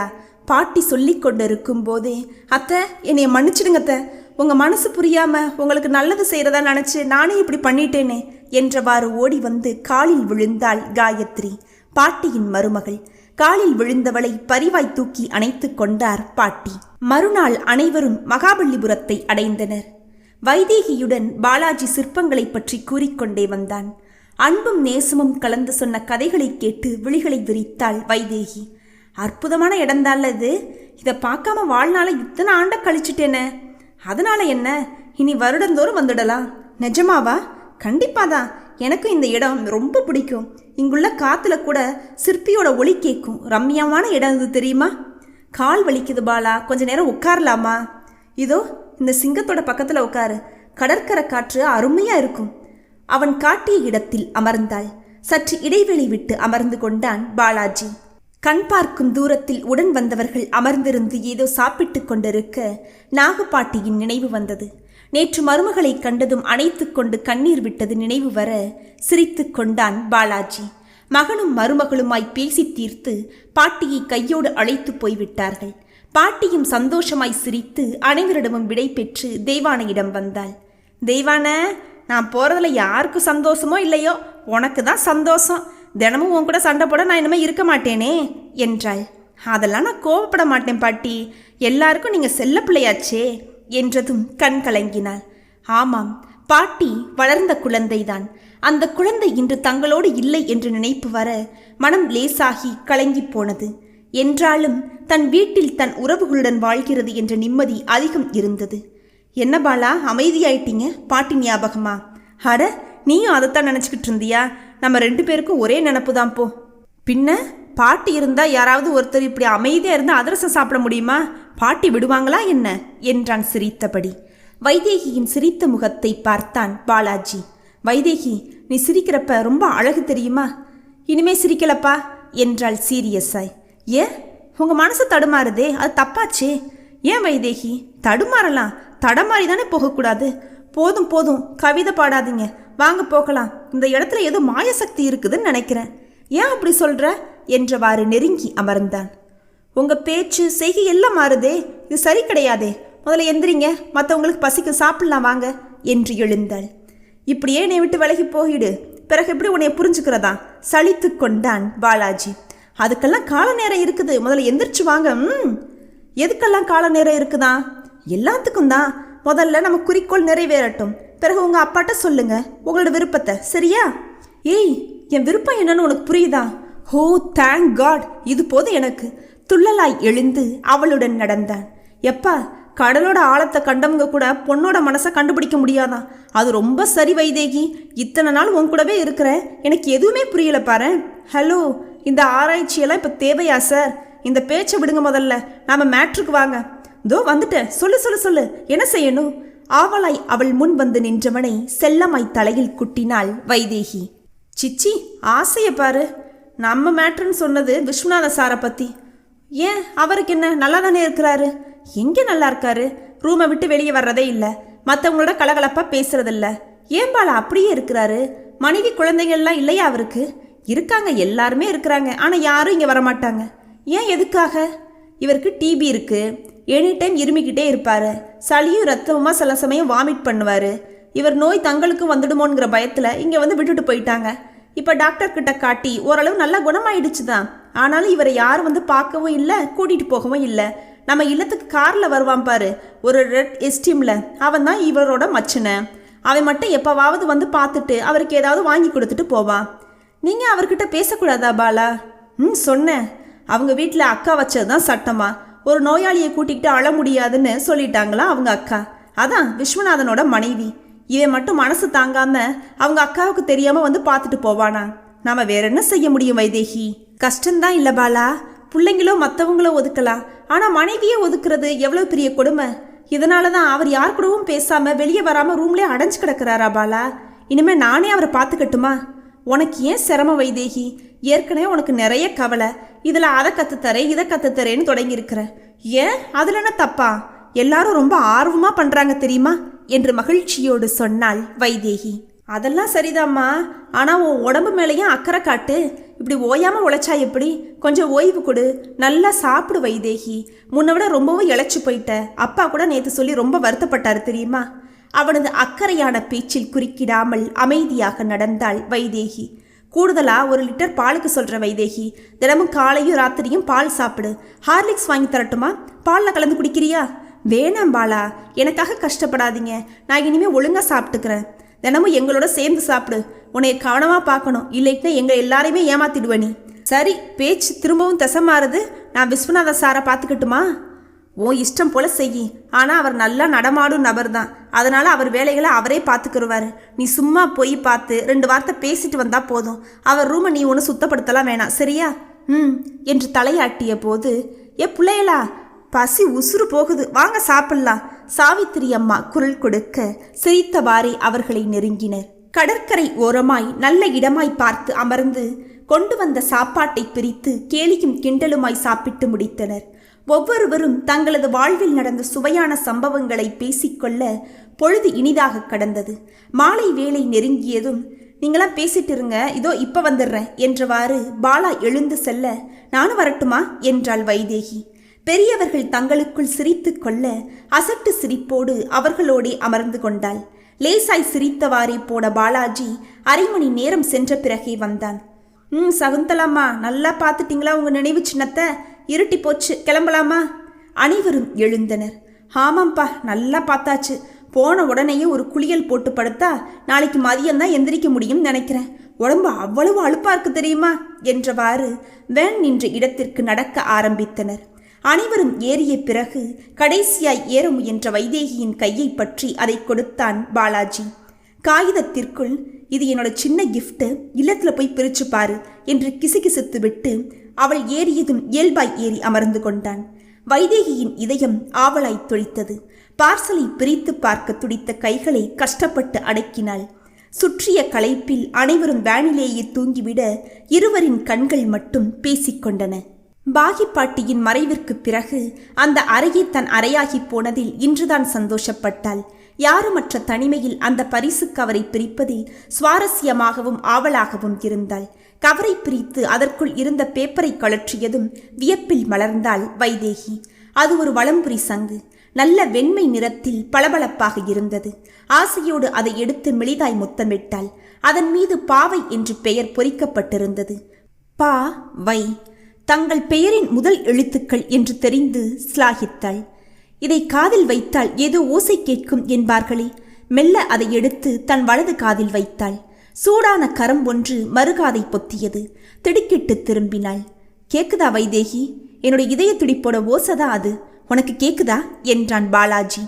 முகம் புன்னகைக்க, ஆமாம் பாலா, நல்லாவே கேக்குது, நீங்க கூட கேட்டு பாருங்களேன் என்று அவன் காதில் வைத்தாள். அந்த சங்கை அவள் கரத்தோடு சேர்த்து பற்றி கொண்டான். பிடிச்சிருக்குதா வைதேகி? ரொம்ப பிடிச்சிருக்கு. என் சொத்தா பத்திரப்படுத்திக்குவேன் தெரியுமா? நம்மளோட பிள்ளைகளுக்கும் பேர குழந்தைகளுக்கும் இதை காட்டுவேன். அவளை அணைத்து கொண்டான். ரொம்ப தேங்க்ஸ் வைதேகி. ஒரு சாதாரண சங்குன்னு தூக்கி போற்றுவியோன்னு நினைச்சேன். இது நம்மளோட அன்பின் சின்னம். என் வாழ்நாள் முழுக்க இதை பாதுகாத்துக்குவேன் என்று அவனோடு ஒண்டிக் கொண்டாள். பக்கத்து அறையில் யாரோ விசும்பும் ஒலி கேட்க இருவரும் பதறி விலகினர். பாலாஜி முன்னே ஓட அந்த சங்கை தன் பெட்டிக்குள் பத்திரப்படுத்திவிட்டு வேகமாய் ஓடி வந்தாள் வைதேகி. சகுந்தலைதான் விசும்பிக் கொண்டிருந்தாள். பாலாஜி அவளை தேற்றிக் கொண்டிருந்தான். என்னம்மா இது? நீங்க ஆசைப்பட்டதுனால தானே உங்களை அங்கே அழைச்சிட்டு போனோம். இப்பவும் அதையே நினைச்சுக்கிட்டு அழுதா எப்படி? அழாதீங்கம்மா. பாலா, இன்னைக்கு அவரோட நினைவு நாள். எனக்கு 4 பையங்க தெரியுமா? ஆனா ஒருத்தன் கூட அவருக்கு சாமி கும்பிட்டுருக்க மாட்டான். அவர் சமாதியில் ஒரு மாலை கூட போட்டிருக்க மாட்டான். அதை நினைச்சுதான்ப்பா நான் அழுதுகிட்டு இருக்கேன். ஏம்மா, உயிரோடு இருக்கிற உங்களையே கவனிக்க முடியாமல் விட்டுட்டு போயிட்டானுங்க. அவனுங்களா உங்கள் புருஷன் சமாதிக்கு மாலை போட போகிறாங்க. அவனுங்க போட்டாலும் அதை உங்கள் கணவர் ஆத்மா ஏற்றுக்குமாம்மா? நீங்கள் சிந்துற இந்த கண்ணீர் தான் அவரோட அஞ்சலி. கவலைப்படாதம்மா, அடுத்த வருஷத்துல இருந்து நானே உங்களையும் அழைச்சிட்டு போய் மாலை வாங்கி போட்டுட்டு வருவோம், சரியா? அம்மா, டூர் போயிட்டு வந்துட்டியாம்மா என்ற குரலில் விருட்டென எழுந்தாள் சகுந்தலை. ஒரு பெண் தன் கணவர் குழந்தைகளோடு நின்றார். எம்மா சௌந்தரி, எப்படிமா இருக்க? மாப்பிள்ள வாங்க, வாங்கடா பேராண்டிகளா. ஆவலாய் குழந்தைகளை கட்டிக்கொண்டு கண்ணீர் விட்டாள். அம்மா, காலையில் 10 மணிக்கே உன்னைய பார்க்க வந்தோம். நீங்களாம் வெளியே போயிருந்தீங்களா? சார் சொன்னார். அதான் இவங்க அக்கா வீடு வரைக்கும் போயிட்டு இப்போ வந்திருக்கோம். நல்லா இருக்கியாம்மா? அவங்க கண்ணீர் சொல்லலையாங்க எப்படி இருக்கிறாங்கன்னு என்ற பாலாஜியை பார்த்து மன்னிப்பு கோரினான் அவள் கணவன். சாரி சார், நாங்கள் பெங்களூரில் இருக்கோம், அடிக்கடி இங்கே வர முடிகிறதில்ல. இவங்களுக்கு 4 பையங்க இருந்தும் அத்தை இங்கே இருக்கிறது எனக்கே இன்னைக்கு தாங்க தெரியும். அதனால எங்கள் கூடவே எங்கள் வீட்டுக்கு அழைச்சிட்டு போயிடலாம் தான் இவ்வளோ நேரம் வெயிட் பண்ணோம். அத்தை வாங்க போகலாம். நீங்கள் சொன்னதே போதுமாப்பிள்ள. என்ன இருந்தாலும் மக வீட்டில் வந்து தங்கினா அது நல்லா இருக்காதுல்ல. நான் இங்கேயே இருந்துக்கிறேனே. நீங்கள் எந்த காலத்தில் இருக்கீங்க அத்தை? 5 பிள்ளைங்க இருந்தும் நீங்கள் இப்படி அனாத மாதிரி இங்கே இருக்கிறீங்களே, இதை எப்படி விட்டுட்டு போக முடியும்? மருமகனாக ஏன் நினைக்கிறீங்க? எனக்கும் அம்மா இல்லை, உங்களை என் சொந்த அம்மாவாக நினச்சி கூப்பிட்றேன். உங்கள் மகன் கூப்பிட்றதா நினச்சி வாங்கத்த, நம்ம வீட்டுக்கு போயிடுவோமே. சகுந்தலை கதறி அழுதாள். அம்மா அழாதம்மா, அண்ணனும் தம்பியும் என்கிட்ட ஒரு வார்த்தை கூட சொல்லலை தெரியுமா? சொல்லியிருந்தா நான் உன்னை என் கூடவே கூட்டிகிட்டு போயிருப்பேன். அழாம வாமா, இன்னைக்கு நம்ம அப்பாவோட நினைவு நாள். வா, நம்ம வீட்டில் போய் சாமி கும்பிட்டுட்டு நாளை காலையில் பெங்களூர் கிளம்பிடுவோம். நானும் உன் பிள்ளைதானம்மா, நீ இங்கே இருந்தா என்னால் ஒரு பிடி சோறு கூட சாப்பிட முடியாதுமா, வந்துருமா என்று மகளும் அழ வைதேகி சகுந்தலையிடம் வந்தாள். சகுந்தலாமா, இன்னும் ஏன் அழுறீங்க? பிள்ளைங்கெல்லாம் அழுது பாருங்க, நீங்கள் கிளம்புங்க முதல்ல. உங்கள் கண்ணீரை பார்த்து தான் உங்கள் கணவர் தான் இவங்களை அனுப்புனதான் நினச்சிக்கோங்க. இனிமேல் அழக்கூடாது என்ன? மிச்ச காலத்தை உங்கள் பொண்ணோடையும் பேர குழந்தைகளோடையும் சந்தோஷமாக கழிங்க. எழுந்திருங்க, முகத்தை அழும்பிட்டு கிளம்புங்க என்று தோள் பற்றி எழுப்பினாள். சகுந்தலை எழுந்து வைதேகியை வாரி அணைத்து நெற்றியில் முத்தமிட்டாள். மகராசி, நீ வந்த நேரம்தான் எங்களுக்கு எல்லாம் விடிவு பிறக்குது. எங்கள் புள்ளக்குட்டிகளோட சேராம அனாதையாவே கண்ணை மூடிடுவோமோன்னு நினச்சி எத்தனையோ நாள் தூங்காமல் அழுது புலம்பிருக்கோம்மா. நீ இந்த இல்லத்தில் காலடி எடுத்து வச்ச நேரம் நாங்கள் ஒருத்தராக கிளம்புறோம். என்ன மாதிரியே எல்லாரும் நல்லபடியாக அவங்க வீட்டுக்கு போய் சந்தோஷமாக வாழணும். அதுதாம்மா என்னோட ஆசையே. நாங்கள் எல்லாரும் போனதும் உன் மனசு போல எங்கள் பாலாவை கட்டிக்க தாயி. தங்கமான புள்ள அவன். இதுவரை எங்களுக்காகவே வாழ்ந்துட்டா, இனிமேலையாவது அவனுக்காகவும் வாழட்டும். சந்தோஷமாக அமோகமாக வாழ்வீங்கம்மா. பாலா, கல்யாணத்துக்கு என்னைய மறக்காமல் கூப்பிடணும். எப்படியும் எங்கே இருந்தாலும் வந்துடுவேன். கூப்பிடுவில்ல? கண்டிப்பாம்மா. நீங்கள் எல்லாரும் தான் இருந்து என் கல்யாணத்தை நடத்தி தரணும். சரி, நீங்கள் கிளம்புங்க. நான் அப்பாவை எழுப்பி கூட்டிகிட்டு வரேன். வைதேகி, சகுந்தலம்மா கிட்ட நோட்டில் கையெழுத்து வாங்கிடு. அவங்க பொண்ணு அட்ரஸையும் குறித்து வச்சுடு. சரி பாலா என்றவாறு வெளியேறினாள் வைதேகி. மறுநாள் அனைவருமே தாமதமாக எழ முதல் வேளையாய் விஸ்வநாதன் அறைக்குள் சென்றாள் வைதேகி. விஸ்வநாதன் சார், உள்ள வரலாமா? குரல் கொடுத்ததும் இருமிக் கொண்டிருந்த விஸ்வநாதன் அவசரமாய் எழுந்து சட்டையை மாட்டிக்கொண்டே குரல் கொடுத்தார். வாமா வைதேகி, என்ன விஷயம்? ஏன் சார், விஷயம் இருந்தாதான் வரணுமா? உங்களை பார்க்க வரக்கூடாதானா என்றவாறே அவரை நோட்டமிட்டாள். வற்றிய தேகம், நெஞ்சின் எலும்புகள் துருத்தி கொண்டிருந்தன. கண்ணங்கள் ஒட்டி போயிருக்க கண்கள் குழிக்குள் கிடந்தன. முள்ளு முள்ளாய் தாடி, களைந்த தலை, அரை முழுக்க சளிவாடை. இரும்பு டப்பாவில் சளியை துப்பி மூடி வைத்திருந்தார். நீ எல்லாம் இங்கே வரக்கூடாதுமா. இந்த நாத்தமும் சளியும் எனக்கு பழகி போச்சுல்ல. இதெல்லாம் பார்த்தா உனக்கு தண்ணி கூட குடிக்க வராதுமா. அதோட இது தொத்து நோய். அதை நானே வெளியே வராமல் இருக்கிறேன். நீ ஏமா வந்த? பரவாயில்ல சார், உங்களால் பேசக்கூட முடியுமா? நான் கூட நீங்கள் ஊமையோன்னு நினச்சேன் என்றவாறு சிரித்தவளை கூர்மையாய் உற்று பார்த்தார். எங்கோ பார்த்த முகம், வெகுநாள் பழகிய உணர்வு, ஏதோ இனம் புரியாத உணர்ச்சி உடல் முழுக்க ஓடியது. எங்கு பார்த்திருக்கிறோம்? இந்த சிரிப்பும் இந்த முகமும் வெகு பரிச்சயமாயிருக்கிறதே என்று எண்ணிக்கொண்டிருந்தார். என்ன சார் அப்படி பார்க்குறீங்க? இல்லைம்மா, உன்னை எங்கேயோ பார்த்த மாதிரி ஒரு ஞாபகம். எங்கேன்னு தான் நினைவில்லை. ஏன் சார், இங்கே தானே நான் கிட்டத்தட்ட 7-8 மாதமாக நடமாடுறேன். பிறகு எப்படி எங்கேயோ பார்த்த மாதிரி தோணும் உங்களுக்கு? இல்லைம்மா, இன்னைக்கு தானே நான் உன்னைய முதல்ல பக்கத்தில் பார்க்குறேன். அதான் கேட்குறேன். எங்கேயோ பார்த்துருக்குறேன். யோசனையாய் தாடையை சொரிந்தார். சான்ஸே இல்லை சார். இது தாம்பரம் குரோம்பேட்டை. நான் இருந்தது பெரம்பூரில் ஒரு சந்தில். பெரம்பூரை தாண்டி இதுவரை நான் வந்ததே இல்லை தெரியுமா? ஒருவேளை நீங்கள் இங்கே வந்து சேர்றதுக்கு முன்னால் பெரம்பூர் பக்கம் வந்திருந்தா பார்த்துருக்கலாம். ஆனால் அது எப்படி இவ்வளவு தெளிவாக ஞாபகத்தில் இருக்கும்? என்ன, எந்த ஊருமா சொன்ன? பெரம்பூரா? கேட்கும் போதே வாய் உலர்ந்து போக இரும ஆரம்பித்தார். இருமல் ஒளி கொடூரமாய் ஒலித்து அந்த அறையே அதிர்ந்தது. பதறியவாறே அவரை நெருங்கினாள். என்ன சார், தண்ணி தரட்டுமா? மாத்திரை எதுவும் வேணுமா? ஏமா, பெரம்பூரில் எந்த இடத்துல இருந்த? அழகர் சாமி தெருவில் ஒரு ஓட்டு வீட்டில் இருந்தோம். ஏன் சார் அதை கேட்குறீங்க? இல்லை, சும்மாதான். உங்கள் அப்பா யாரு, என்ன பண்ணுறாரு? மூச்சு வாங்க அவர் கேட்டதும் வைதேகியின் முகம் கடுத்தது. நான் குழந்தைய இருக்கும்போதே செத்துட்டாரு சார் என்றாள் மரத்த குரலில். இந்த குரல், இந்த முகம், ஐயோ, இது என் மனைவியோட முகம்தானே. அப்படின்னா இந்த குழந்தை என்னோட பொண்ணா? அனாதையா விட்டுட்டு வந்த என் குழந்தையா இது? இருமியதில் மார்பு வலிக்க அதை நீவிக்கொண்டே கேட்டார். ஏம்மா, உங்க அம்மா பேர் என்ன? அதெல்லாம் எதுக்கு சார், தயவு செஞ்சு சொல்லுமா. உன்னைய பார்த்தா உன் அம்மாவை நேரில் பார்த்தது போலவே இருக்குது எனக்கு. ஒருவேளை அம்மா வழி உறவா இருக்குமோ? இல்லைன்னா இத்தனை தெளிவாக முகத்தை பார்த்து கண்டுபிடிக்க முடியாது. அம்மா இறந்தது கூட தெரியாத உறவா இருக்குமோ? என் அம்மா பேர் வைத்தீஸ்வரி சார் என்ற அவளது பதிலில் ஆடிப்போனார் விஸ்வநாதன். உடல் முழுவதும் நடுங்க தொப்பன தரையில் விழுந்தார். பதறி ஓடிச் சென்று அவரை தாங்கி பிடித்து கைத்தாங்களாக அவரை கட்டிலில் வந்து அமர வைத்தாள் வைதேகி. என்ன சார் ஆச்சு? ஹாஸ்பிட்டல் போலாமா? உடம்புக்கு ரொம்ப முடியலையா? பாலாவை கூப்பிடட்டுமா? வேணாம்மா, இனி இந்த கட்டை வாழ்ந்து என்ன புண்ணியம் சொல்லு? செஞ்ச பாவத்தை தொலைக்க வேணாமா? சாதாரண பாவத்தையா செஞ்சிருக்கிறேன்? இப்பெல்லாம் செஞ்ச பாவத்துக்கு கண்ணு முன்னாடியே கூலி கிடைச்சிருதேம்மா. நான் பாவிமா, நான் பாவி. முகத்தில் அரைந்து கொண்டு அவர் அழ பதறி தடுத்தாள் வைதேகி. ஏன் சார், நீங்கள் என்ன பாவம் பண்ணீங்க? ப்ளீஸ் அழாதீங்க சார், இருமல் அதிகமாயிரும். ஆகட்டுமா, இருமியே செத்து தொலைக்கிறேன். உடம்புல திமிர் இருந்தவரை போட்ட ஆட்டத்துக்கெல்லாம் சேர்த்து தாமா இப்படி அடங்கி கேப்பார் இல்லாமல் கிடக்கிறேன். அன்னைக்கு உன்னையும் உன் அம்மாவையும் நிற்கதியாக விட்டேனே, இன்னைக்கு அதுக்கான தண்டனையை இப்படி அனாதையாக கிடந்து அனுபவிக்கிறேம்மா. உன் அம்மா என்னைய மன்னிப்பாளாமா? என்னைய பார்க்க வருவாளா? உன் அம்மா எப்படி இருக்கிறா? நல்லா இருக்கிறாளா? அவ உத்தமி, புண்ணியவதி, நல்லா தான் இருப்பா. நான் தான் பாவியா போயிட்டேன். அதனால தான் இப்படி சீக்காளியா எல்லாராலையும் ஒதுக்கப்பட்டு அனாதையா இப்படி வந்து கடைசி நாட்களை எண்ணிக்கிட்டு இருக்கிறேம்மா. வைத்தீஸ்வரி இப்போ எங்கே இருக்கிறா சொல்லுமா? அவரின் பரிதவிப்பும் பேச்சும் எதையோ உணர்த்த மெல்ல எழுந்து அவரை விட்டு விலகினாள். முதல்ல நீங்கள் யார் சார், அதை சொல்லுங்க முதல்ல என்றாள் மிடுக்காய். இதுவரை இருந்த பதட்டமும் இரக்கமும் காணாமல் போயிருந்தது. நான் வந்துமா. விஸ்வநாதன் தடுமாறினார். என்னவென்று சொல்வது? அப்பா இறந்து போயிட்டாரு அப்படின்றவள்கிட்ட, இல்லைம்மா நான் தான் உன் அப்பா, சின்ன வயசுல உங்களை அனாதையாயிட்டு இன்னொருத்தியோட ஓடி போனவன் நான் சொல்ல முடியும்? முகத்தில் காரி உமிழ மாட்டாளா? பெத்த பொண்ணை கண்ணெதிர பார்த்தும் கொஞ்சம் முடியலையே. அவர் தடுமாறி கொண்டிருந்த போதே வெளியே பேச்சுக்குரல் கேட்டது. பத்மாவதி என் தங்கச்சி தான் சார். அவ மூலமாக தான் வைதேகியை இங்கே வேலைக்கு அனுப்புனேன். பார்த்து ரொம்ப நாளாச்சு, வந்து பார்க்க நேரமே இல்லை.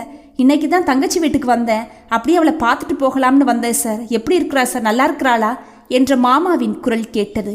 அருமையாக இருக்கிறா, நல்ல பொண்ணு. எங்கள் இல்லத்தையே தலைகீழாக மாற்றிட்டா. இப்போ இங்கே அவள் தான் நிர்வாகி. நான் சும்மா ஓய்வில் தான் இருக்கிறேன்.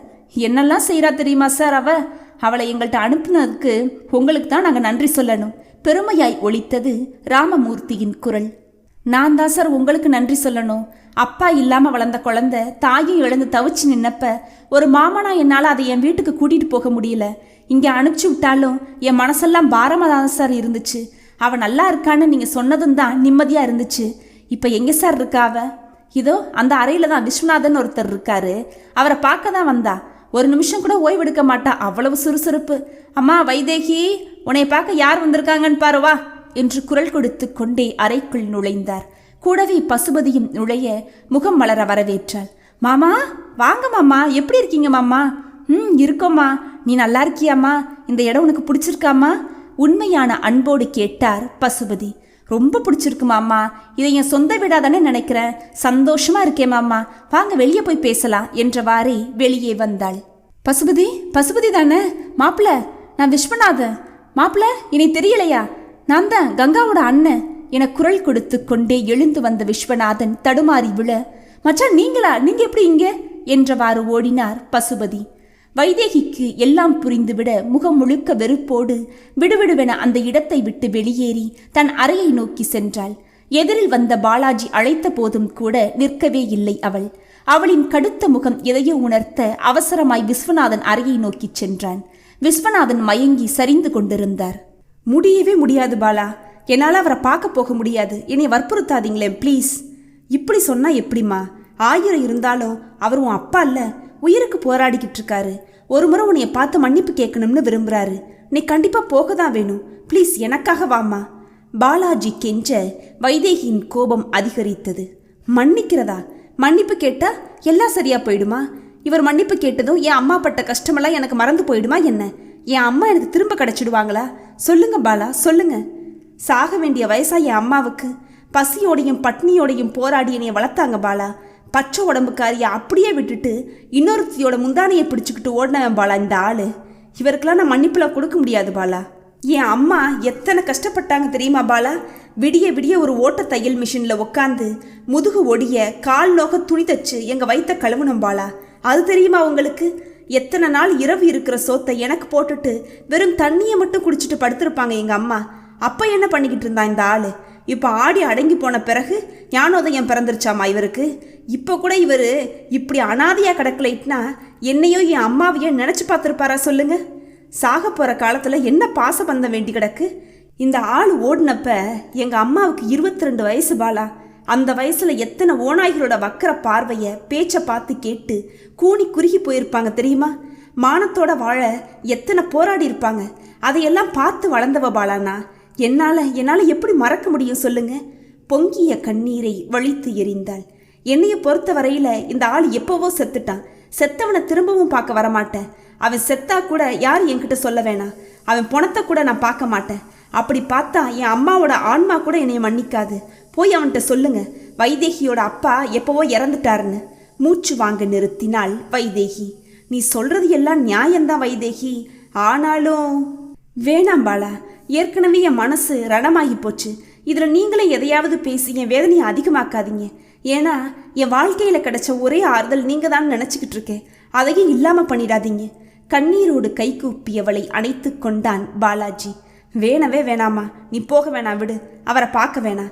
என் கண்ணில் அழாத, முதல்ல நான் இருக்கிறேன் உனக்கு. அவர் செஞ்ச பாவத்தை அவரே தொலைக்கட்டும். நீ எதுக்காக அழணும் சொல்லு? சாரிம்மா, நான் உன்னைய கூப்பிட்டுருக்க கூடாது தான். உன் மனவேதனை புரியாமல் பேசிட்டேன். நீ அழாத, அவரை மறந்துடு. என்ன, இனிமே அவரை பற்றி யாரும் எதுவும் பேச மாட்டோம், மறந்துடு. கண்ணை தொடச்சிக்கோ, உன் வேலையை பாரு. அப்பா ஹாஸ்பிட்டலில் இருக்காங்க, நான் போய் சொல்லிட்டு வந்துடுறேன் என்றவாறு அவளது கண்ணீரை துடைத்து விட்டான். சாரி பாலா, நீங்கள் சொன்னதை என்னால் செய்ய முடியலை. இட்ஸ் ஓகேம்மா, அந்த பேச்சை விட்டுடு, நான் ஹாஸ்பிட்டலுக்கு போயிட்டு வரேன் என்றவாறு விலகினான். அதுக்கு அவசியமே இல்லைப்பா என்றவாறு வந்தார் ராமமூர்த்தி. ஏன்பா, என்னாச்சு? எல்லாமே முடிஞ்சு போச்சுப்பா. பலமான அதிர்ச்சி தாக்கியதால சிவியர் அட்டாக், போய் சேர்ந்துட்டாரு. இத்தனை காலம் சொந்தம் கொண்டாடாத உறவுகள் தங்களோட கௌரவத்தை விட்டு கொடுக்காம பாடியை வாங்கிட்டு போயிட்டாங்க. எங்கே மூத்ததாரத்து பொண்ணு கொல்லி வச்சிடுவாளோன்னு அந்த அம்மாவுக்கு பயம். எப்படியோ நம்ம பொண்ணு இனி எதை நினைச்சும் கவலைப்பட வேணாம். அம்மா வைதேகி, சாப்பிட்டியாமா நீ முதல்ல என்றவாறு அவளது முகத்தை ஆராய்ந்தார். அவளது முகத்தில் துளியும் வருத்தமில்லை. அசாத்திய அமைதி குடிகொண்டிருந்தது. தன்னையும் தன் தாயையும் தவிக்க விட்டவன் நொந்து போய் மரித்து விட்டான் என்று நிம்மதியாகவும் இருக்கலாம். இல்லை சார், இனிமேதான் சாப்பிடணும். வாங்க சார், சாப்பிடலாம் என்றாள் வைதேகி. நீ எடுத்து வைமா, நான் குளிச்சுட்டு வந்துடுறேன் என்றவாறு குளியலறை நோக்கி சென்றார். பாலா, நீங்களும் வாங்கலேன், சாப்பிடலாம். சாரி வைதேகி, உன்னைய வீணா அழ வச்சிட்டேன்ல. ப்ளீஸ் பாலா, வேற பேசலாமே. சாம்பாரும் ரசமும் இருக்கு, அப்பளம் பொரிச்சிடவா? பீன்ஸ் பொரியல் கொஞ்சம் இருக்குது. நீ எது தந்தாலும் சரிதான். அப்பா வரட்டும், சேர்ந்தே சாப்பிடலாம், ஓகேவா? சரி என்பதை போல் தலையை செய்தாள் வைதேகி. மூவருமாய் சாப்பிட்டு கொண்டிருக்கும் போது, பாலா, நமக்கு தெரிஞ்ச ஒரு பொண்ணு இருக்குடா. உனக்கும் அந்த பிள்ளையை பிடிக்கும். அந்த பொண்ணை பார்க்குற எல்லாருக்குமே அவளை பிடிக்கும். அவளையே உனக்கு கட்டி வச்சிடலாம்னு இன்னைக்கு தான் பேசி முடித்தேன். சீக்கிரமே கல்யாணம் பண்ணிடலாம், என்ன? வைதேகி எழுந்து அறைக்குள் சென்று தொண்டை வரை வந்த விம்மலை அடக்கி கொண்டாள். இதயத்தை பிளந்தாற் போல வலிக்க கண்களில் நீர் தழும்பியது. நீங்களா பார்த்து நீங்களே பேசி முடிச்சா நான் தாலி கட்டணுமா? என்னாலலாம் முடியாதுப்பா, நீங்களே கட்டிக்கோங்க. பாலாஜியின் உரத்த குரல் கேட்டது. படவா ராஸ்கல், அவ என் பொண்ணு மாதிரிடா, இப்படிலாம் பேசாத. அப்போ மகளா தத்து எடுத்துக்கோங்க, நான் என் தங்கச்சியை ஏற்றுக்கிட்டு அவளுக்கும் சேர்த்து உழைக்கிறேன். அவசரப்படாத, அந்த பொண்ணை நான் கூப்பிடுறேன், பார்த்துட்டு உன் முடிவை சொல்ல. என்ன? அம்மா வைதேகி, கொஞ்சம் வெளியே வாமா என்று குரல் கொடுத்தார். திடுக்கிட்டு கண்களை துடைத்து கொண்டு முடிந்தவரை முகத்தை இயல்பாக வைத்து கொண்டு வெளியே வந்தாள். தன் அருகில் அவளை இருத்தி, இதாண்டா பொண்ணு, மனைவியா ஏத்துக்கிறியா இல்லை தங்கச்சியை ஏத்துக்கிறியா? ஓடி வந்து அவரது வாயை மூடினான். ஏத்துக்கிறேன்ப்பா, என் மனைவியை காலம் புறா வச்சு காப்பாத்துறேன். சாரிப்பா, நான் வேற யாரும் நினச்சிதான். அவசரம் என்ன? என்னைய குத்தம் சொல்லிக்கிட்டு என்னைய விட உனக்கு தான் எல்லாத்துலேயும் அவசரம். என்னம்மா, உனக்கு என் மகனை பிடிச்சிருக்குதா என்றார் வைதேகியிடம். பேச்சற்று திணறியவள் கண்களில் துளிர்ந்த நீரோடு பேச முடியாமல் மாமா என்றவாறு அவர் காலில் விழுந்து வணங்கினாள். எழுந்திருமா, நல்லா இருப்ப. தோள் பற்றி எழுப்பினார். அப்பா, நானே பொறுமையாக சொல்லலாம்னு இருந்தேன், நீங்கள் எப்படி கண்டுபிடிச்சிங்க? டேய், நாங்கள் எப்போவோ கண்டுபிடிச்சிட்டோம். ஆனால் கல்யாண பேச்சை எப்படி யார்கிட்ட பேசலாம் தான் யோசனை செஞ்சுக்கிட்டு இருந்தேன். காலையில் வைதேகியோட மாமா வந்தார். அவர் ஒன்றும் சும்மா வரல. அவர் சார்பில் ஒரு மாப்பிள்ளை பார்த்துட்டு வைதேகியோட சம்மதம் கேட்கலான்னு வந்திருக்கிறாரு. என்னது? துல்லியமாய் அதிர்ந்தாள் வைதேகி. தனக்கென்று யாருமே இல்லை என்றுதானே நினைத்திருந்தாள். அத்தையின் கணவரான போதும் மாமா ஒரு தந்தையாய் நின்று எனக்கு மாப்பிள்ளை பார்த்தாரா என்று நினைக்கையிலேயே நெஞ்சு வெம்மியது. எல்லா உறவுகளும் ஒதுங்கி விட்டாலும் பசுபதி மாமா மட்டும் அக்கறையோடு தனக்கும் ஒரு வாழ்க்கை அமைத்து கொடுக்க வந்தது நிம்மதியை தந்தது. பையன் ஏதோ கார்மெண்ட்ஸில் சூப்பர்வைசராக இருக்காராமா. அப்பா இல்லையா, அம்மாவும் 2 அக்காவும் இருக்காங்களாம். பையன் நல்ல பையனா, அதான் உன்கிட்ட பேசலாம்னு வந்திருக்கிறாரு. அந்த நேரம் இப்படி அசம்பாவிதம் நடந்து போச்சு. ஹாஸ்பிட்டலில் வச்சு என்கிட்ட சொன்னாரு தான். எனக்கு ஏற்கனவே உன்னைய பாலாஜிக்கு பிடிக்கும்னு என்ன இருக்கிறதா அவர்கிட்ட சொன்னேன். அவர் சந்தோஷமாக ஒத்துக்கிட்டாரு. திருமணம் முடிவானதும் தெரிவிக்க சொல்லிட்டு ஃபோன் நம்பர் தந்துட்டு போனாரு. ஏம்மா, உங்கள் மாமா கிட்ட நான் சொன்னதில் உனக்கு சம்மதம் தானே? ஏன்னா உன்கிட்ட கேட்காம சொல்லிட்டேனேன்னு எனக்கு கொஞ்சம் உறுத்தலாகவே இருக்கு என்றார் ராமமூர்த்தி.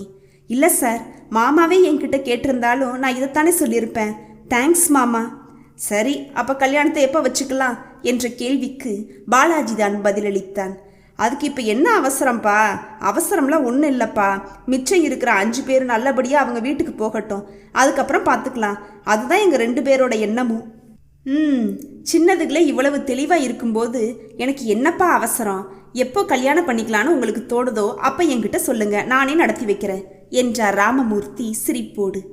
நேற்றைய நினைவுகளை அசை போட்டுக் கொண்டிருந்தவள் கேட்டுக்கு வெளியே ஏதோ நிழலாட எழுந்து வெளியே வந்தாள்.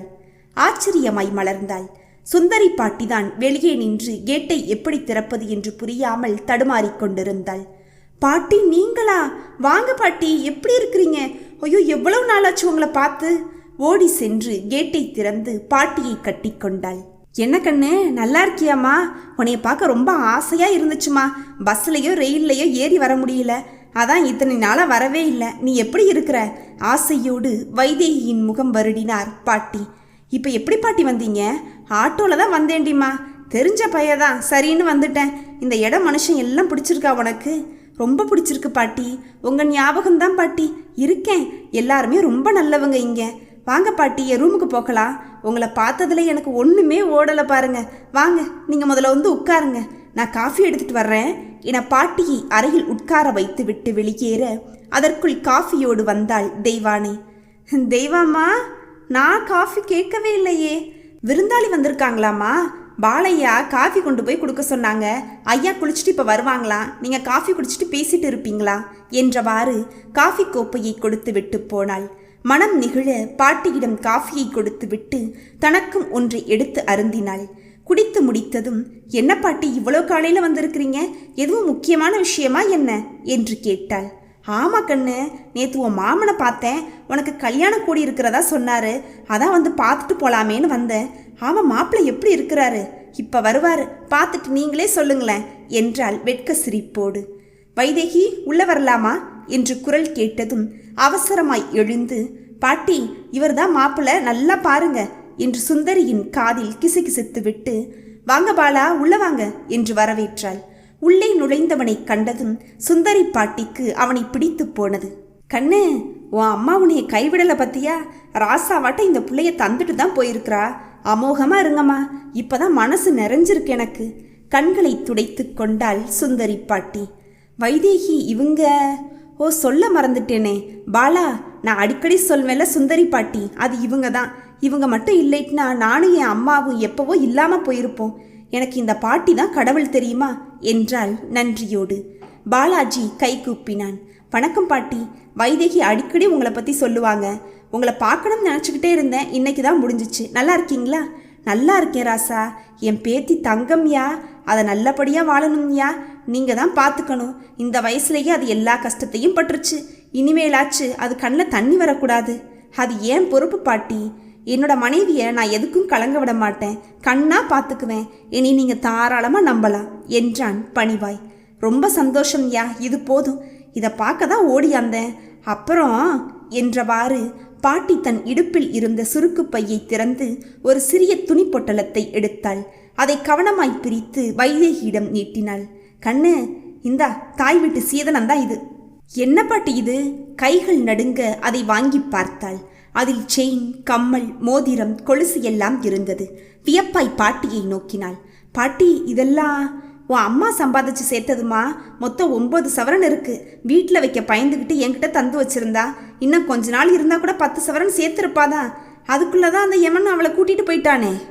கண்ணீர் மளமளவென இறங்க அந்த நகைகளை நெஞ்சோடு சேர்த்து அணைத்து கொண்டாள் வைதேகி. அம்மா அம்மா, இத்தனை நகை சேர்த்த பணத்தை வச்சு உனக்கு வைத்தியம் பார்த்துருக்கலாமே, வயிறார சாப்பிட்டு இருக்கலாமே. உங்களோட உயிரை கொடுத்து எனக்கு நகை சேர்க்கணுமா என்ன? எனக்கு எதுக்குமா இதெல்லாம் என்று கதறினாள். அப்படியெல்லாம் சொல்லாதம்மா. நீ பிறந்ததுல இருந்து உன் அம்மா ஒவ்வொரு பைசாவா சேர்த்து வாங்கின நகை இதெல்லாம். உன் கல்யாணத்தப்ப மொத்தமாக புரட்ட முடியாதேன்னு சேர்த்தா. இதை அன்னைக்கே தந்திருப்பேன். உன் சித்திக்கும் அத்தைக்கும் தெரிஞ்சா இதில் ஒன்று கூட மிஞ்சி இருக்காது. அதனால தான் நகை என்கிட்ட இருக்கிறத யார்கிட்டையும் சொல்லலை. நேற்று உன் மாமன் கல்யாண பேச்சை சொன்னதும் இதையெல்லாம் எடுத்துக்கிட்டு வந்துட்டேன். போட்டுக்கம்மா, இதை நீ போட்டுக்கிட்டா உன் அம்மா உன் கூடவே இருக்கிற மாதிரி இருக்கும். போட்டுக்கோ என்றாள் பாட்டி. பாலாஜி மெய்யாகவே வியந்தான். இந்த நகையை செய்து கொடுத்தவர் இப்போது உயிருடன் இல்லை. இந்த விஷயம் யாருக்கும் தெரியவில்லை. இன்றைய மதிப்பில் எப்படியும் இந்த நகை 5 லட்சம் பெறுமே. இந்த பாட்டி நினைத்தால் இதை சுலபமாக மறைத்திருக்க முடியும். ஆனால் அப்படி செய்யவில்லையே. உண்மையில் பாட்டி தெய்வம்தான். அடுத்தவர் பொருளுக்கு ஆசைப்படாமல் நேர்மையாகவும் உண்மையாகவும் வாழ்பவர்களிடம் தெய்வம் இருப்பது உண்மைதான். இன்னும் இவ்வுலகில் இதுபோல் நல்லவர்கள் வாழ்வதால் தான் மழை பெய்கிறது போல. மனம் நிறைய அன்போடு பாட்டியின் கைகளை பற்றி கொண்டான். பாட்டி, நீங்கள் 2 நாளாவது என் கூட தங்கிட்டு போங்க, வைதேகி ரொம்ப சந்தோஷப்படுவா என்றான். இல்லை ராசா, வீட்டில் தாத்தா தனியாக இருப்பாங்க, அவங்கள விட்டுட்டு நான் இதுவரை எங்கேயும் வந்ததில்லை, நான் உடனே போயாகணும், வரட்டுமா? கல்யாணத்துக்கு தாத்தாவோட வந்து 2 நாள் தங்குறோம், சரியா கண்ணு என்றவாறு எழுந்தார் பாட்டி. பாட்டி சாப்பிட்டு போங்க, டிஃபனாச்சும் ரெடியாக இருக்குதில்ல என்றாள் வைதேகி. இல்லை கண்ணு, இன்னைக்கு கிருத்திகை, நான் விரதம், மதியம் கோயிலுக்கு போயிட்டு வந்துட்டு தான் சாப்பிடுவேன், இன்னொரு நாள் சாப்பிட்றேன், அப்போ வரட்டுமா? சரி பாட்டி. பாலா, பாட்டிக்கு பஸ்ஸில் ஏற முடியாது, அதனால வாங்க பாட்டி, நம்ம ஆட்டோலே கொண்டு வந்து விட்டுடுறேன், ஒரு நிமிஷம் இருங்க, ட்ரெஸ்ஸை மாற்றிட்டு வந்துடுறேன். இருங்க பாலா, அவ்வளோ தூரம் போயிட்டு வர லேட் ஆகுமே, டிஃபன் சாப்பிட்டு போங்க, நான் எடுத்து வச்சிடுறேனே. இல்லை, வந்து சாப்பிட்டுக்கிறேன், மழை வர்ற மாதிரி இருக்கு, முதல்ல பாட்டியை விட்டுட்டு வந்துடுறேனே என்றவாறு அவன் சென்று விட பாட்டி வைதேகியை நெருங்கினார். கண்ணு, இது தங்கமான பிள்ளையாதான் தெரியுது, இனிமே எதுக்கும் கலங்காதம்மா, சந்தோஷமா இருங்க 2 பேரும், முடிஞ்சா பாட்டியை வந்து பார்த்துட்டு போங்க என்ன? கண்டிப்பா பாட்டி, நீங்கள் உங்கள் உடம்ப பார்த்துக்கோங்க, கல்யாணத்துக்கு கண்டிப்பாக வந்துடணும், தாத்தாவையும் கூட்டிகிட்டு வாங்க என்ன? சரிடா கண்ணு, நீயும் நல்லா சாப்பிட்டு உடம்ப தேத்துமா, இப்படி இருந்தால் எப்படி புள்ள பெற்று வளர்ப்ப என்றாள் பாட்டி. அதற்குள் பாலாஜி வந்துவிட பாட்டி விடை பெற்றாள். இல்லம் வெறிச்சோடி இருந்தது. தினமும் காலையில் எழுந்ததும் கேட்கும் சலசலப்பு இல்லை, போட்டி போட்டு துணி துவைக்கும் சப்தம் இல்லை, குளியல் அறைகளில் கூட்டம் இல்லை. மொத்தம் 4 பேரே இருந்தனர். அதிலும் தெய்வானையை தவிர மற்ற 3 தள்ளாத முதுமையில் இருப்பவர்கள், ஓடியாடி நடமாட முடியாதவர்கள். அவர்களது அறைக்கே சாப்பாடை கொண்டு சென்று விடுவாள் வைதேகி. 4வரில் ராசையா மிகவும் தளர்ந்திருந்தார். பார்வை சுத்தமாய் குறைந்துவிட நடமாட்டமே இல்லாமல் முடங்கி கிடந்தார். அவரது அறைக்குள் நுழைந்தாள். தாத்தா, மணி 4 ஆகுது, கொஞ்ச நேரம் நடந்துட்டு வரலாமா, காலுக்கு எதமா இருக்கும்ல என்றவாறே அவரது தோள் பற்றி எழுப்பினாள் வைதேகி. வந்துட்டியாமா, அந்த குச்சியை எடுத்துத்தாமா என்றவாறு எழுந்து நின்றார். அதான் நான் இருக்கிறேன்ல, என் கையை பிடிச்சிக்கிட்டு வாங்க. மெல்ல மெதுவாய் அடியெடுத்து அவருக்கு இணையாய் நடந்து வந்தாள். ராசாத்தி, நேற்று இப்படி கொஞ்சம் நடந்த பின்னாடி தான் ராத்திரிக்கு நல்லா தூங்குனேம்மா. ஆமாம் தாத்தா, படுக்கையில் இருந்தா கைகால் எல்லாம் அசைவில்லாமல் போயிடும் தெரியுமா, அதனால தினமும் சாயங்காலம் இப்படி கொஞ்சம் நேரம் நடந்தா உடம்புக்கும் தெம்பா இருக்கும், நல்லா தூக்கமும் வரும்ல. முன்னெல்லாம் பார்வை தெளிவாக தெரியும், மரத்துல இருந்து விழுற இலைகளை எல்லாம் சுத்தமாக பொறுக்கி வச்சிருப்பேன், செடிகளுக்கு எல்லாம் தண்ணி விடுவேன், அவசரம்னா கடைக்கு போயிட்டு வருவேன். இப்போ எதுவும் செய்ய முடியறதில்ல, சும்மாவே இருந்து சாப்பிட கஷ்டமா இருக்குமா. ஏன் தாத்தா அப்படி நினைக்கிறீங்க? உடம்புல தெம்பு இருக்கிற வரைக்கும் உழைச்சிங்க, இப்போ வயசான காலத்தில் ஓய்வெடுக்கிறதா நினச்சிக்கோங்க. இப்போல்லாம் சம்பளம் கொடுத்தா கூட யாரும் சரியாக உழைக்கிறதில்ல தெரியுமா. நல்லா பேசுகிறம்மா, உன் கூட பேசுனா நேரம் போகிறதே தெரியறதில்ல, மற்ற கவலையும் மறந்து போயிடுது. உங்களுக்கு என்ன தாத்தா கவலை, என்கிட்ட சொல்லலாம்னா சொல்லுங்க. ராசையா பெருமூச்சு விட்டார். இதை கவலைன்னு சொல்ல முடியாதுமா, ஒரு மாதிரி சுயநலம்னு கூட சொல்லலாம். என்ன தாத்தா சொல்கிறீங்க? அங்கே கல் இருக்கு, இப்படி பார்த்து வாங்க. ஆமாம்மா, இதுக்கு முன்னாடி நிறைய பேர் இருந்தாங்கல்ல, அப்பெல்லாம் நாம் மட்டும் அனாதை இல்லை, நம்மளை மாதிரி நிறைய பேர் இருக்காங்கன்னு தோணும். இப்போ கிட்டத்தட்ட எல்லாருமே அவங்கவுங்க வீட்டுக்கு போயிட்டாங்க, இப்போ எல்லாருக்கும் உறவு இருக்கு, நமக்கு தான் யாருமே இல்லைன்னு தோணுதுமா என்றதும் கலங்கி போனாள் வைதேகி. என்னம்மா, நான் சொன்னது எதுவும் தப்பாம்மா, எதுவுமே பேசாமல் வர்ற? ராசையா கேட்க வைதேகி அவசரமாய் யோசித்தாள். என்ன சொல்லி இவர் மனதை மாற்றி தேற்றலாம்? அம்மா வைதேகி, ஒன்றுமே பேச மாட்டேங்கிறியே, நான் பேசுனது உன் மனசை காயப்படுத்திருச்சா, சொல்லுமா என்றவாறு நின்றார். வைதேகி மெதுவாய் கேட்டாள்.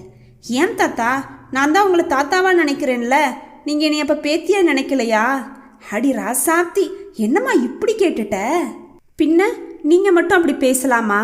தாத்தா, எப்போவுமே நமக்கு மேலே உள்ளவங்களை பார்த்து ஏங்குறத விட நமக்கு கீழே உள்ளவங்களை பார்த்து இவங்க கஷ்டத்தை விட நம்ம கஷ்டம் எவ்வளவோ மேல் அப்படின்னு நம்மளை நாமே தேத்திக்கணும் தாத்தா. இல்லைம்மா, நான் வருத்தம்லாம் ஒன்றும் படலை, வருத்தம்லாம் இருக்கும் தான் தாத்தா, ஆனால் நம்ம மனசை தேத்திக்கணுமே. இப்போ உங்களுக்கு 90 வயசு, உங்களுக்கு உறவுன்னு யாரும் இல்லைன்னு சொல்கிறீங்க, ஆனால் எனக்கு 23 வயசு தான் தாத்தா. இந்த வயசுலேயே தாயை இழந்து தகப்பன் நிழல் படாமல் வளர்ந்து சொந்தம் கூட பிறந்தவங்கன்னு யாருமே இல்லாமல் அனாதையாக நிற்கிறேன்ல. என்னையை விட உங்கள் நிலைமை பரவாயில்ல தானே. பாலாவை எடுத்துக்கோங்க. இப்போ நானாவது என் அம்மாவோட அன்பில் இத்தனை வருஷம் வாழ்ந்துட்டேன், ஆனால் பாலா சின்ன வயசுலேயே அம்மா அப்பா 2 பேரையும் இழந்து பசியோட தெருவில் அலைஞ்சு நொந்து, அது எவ்வளவு கொடுமை பார்த்தீங்கல்ல. அவர் நிலைமையை விட என் வேதனை குறைவு தானே, அதை நினச்சி நான் ஆறுதல் பட்டுக்கணும். இப்படி எல்லாருக்குமே கஷ்டம் இருக்கு தாத்தா. அடுத்தவங்க கஷ்டத்தை நினச்சி நம்ம கஷ்டத்தை குறைச்சிக்கலாம். நமக்குன்னு யாருமே இல்லைன்னு ஏன் நினைக்கணும்? என்னைய பேத்தியா நினைங்க, பாலாஜியை பேரனா நினைங்க, லலிதா அம்மாவை உங்கள் பொண்ணா பாருங்க, ராமமூர்த்தி சார் உங்கள் சகோதரனா நினைங்க. எல்லாருமே உறவாயிடுவாங்க தாத்தா. அதனால எதுக்கும் கஷ்டப்படாம சந்தோஷமா நாட்களை நகர்த்திக்கிட்டே போங்க தாத்தா என்றாள் வைதேகி. இங்கிருந்து போன எல்லாருக்குமே உறவு குடும்பம் எல்லாம் இருக்கு தாத்தா. எதுவுமே இல்லாத நமக்கே இவ்வளவு வேதனை இருக்குதுன்னா எல்லாம் இருந்தும் இங்கே வந்து அனாதையா கிடந்தவங்களோட மனசு என்ன பாடுபட்டிருக்கும். அதனால தான் அவங்கள அவங்கவுங்க குடும்பத்தோட சேர்த்து வச்சோம். அதை நம்ம சந்தோஷமா ஏற்றுக்கணும் தாத்தா. புரியுதுல்ல? புரியுதுமா, நல்லாவே புரியுது. இந்த சின்ன வயசுல உனக்கு இருக்கிற பக்குவமும் தெளிவும் எனக்கு இல்லாமல் போச்சு பாரு. எவ்வளவு அழகா சோகத்தை கூட சுகமா ஏற்றுக்கிற கண்ணம்மா. நான் என்னன்னா எல்லாரும் நம்மளை விட்டு போகிறாங்கன்னு நினச்சிக்கிட்டு இருந்தேன். அது எவ்வளோ பெரிய தப்பு. இனிய மன்னிச்சிடுமா. பெரிய வார்த்தையெல்லாம் வேணாம் தாத்தா. இனிமேல் இது போல் எப்பவும் நீங்கள் கவலைப்படக்கூடாது. நம்ம எல்லாருமே ஒரே குடும்பம், நம்ம எல்லாருமே உறவுகள் தானே. நம்முடைய எந்த வருத்தமோ கலக்கமோ இருக்கக்கூடாது.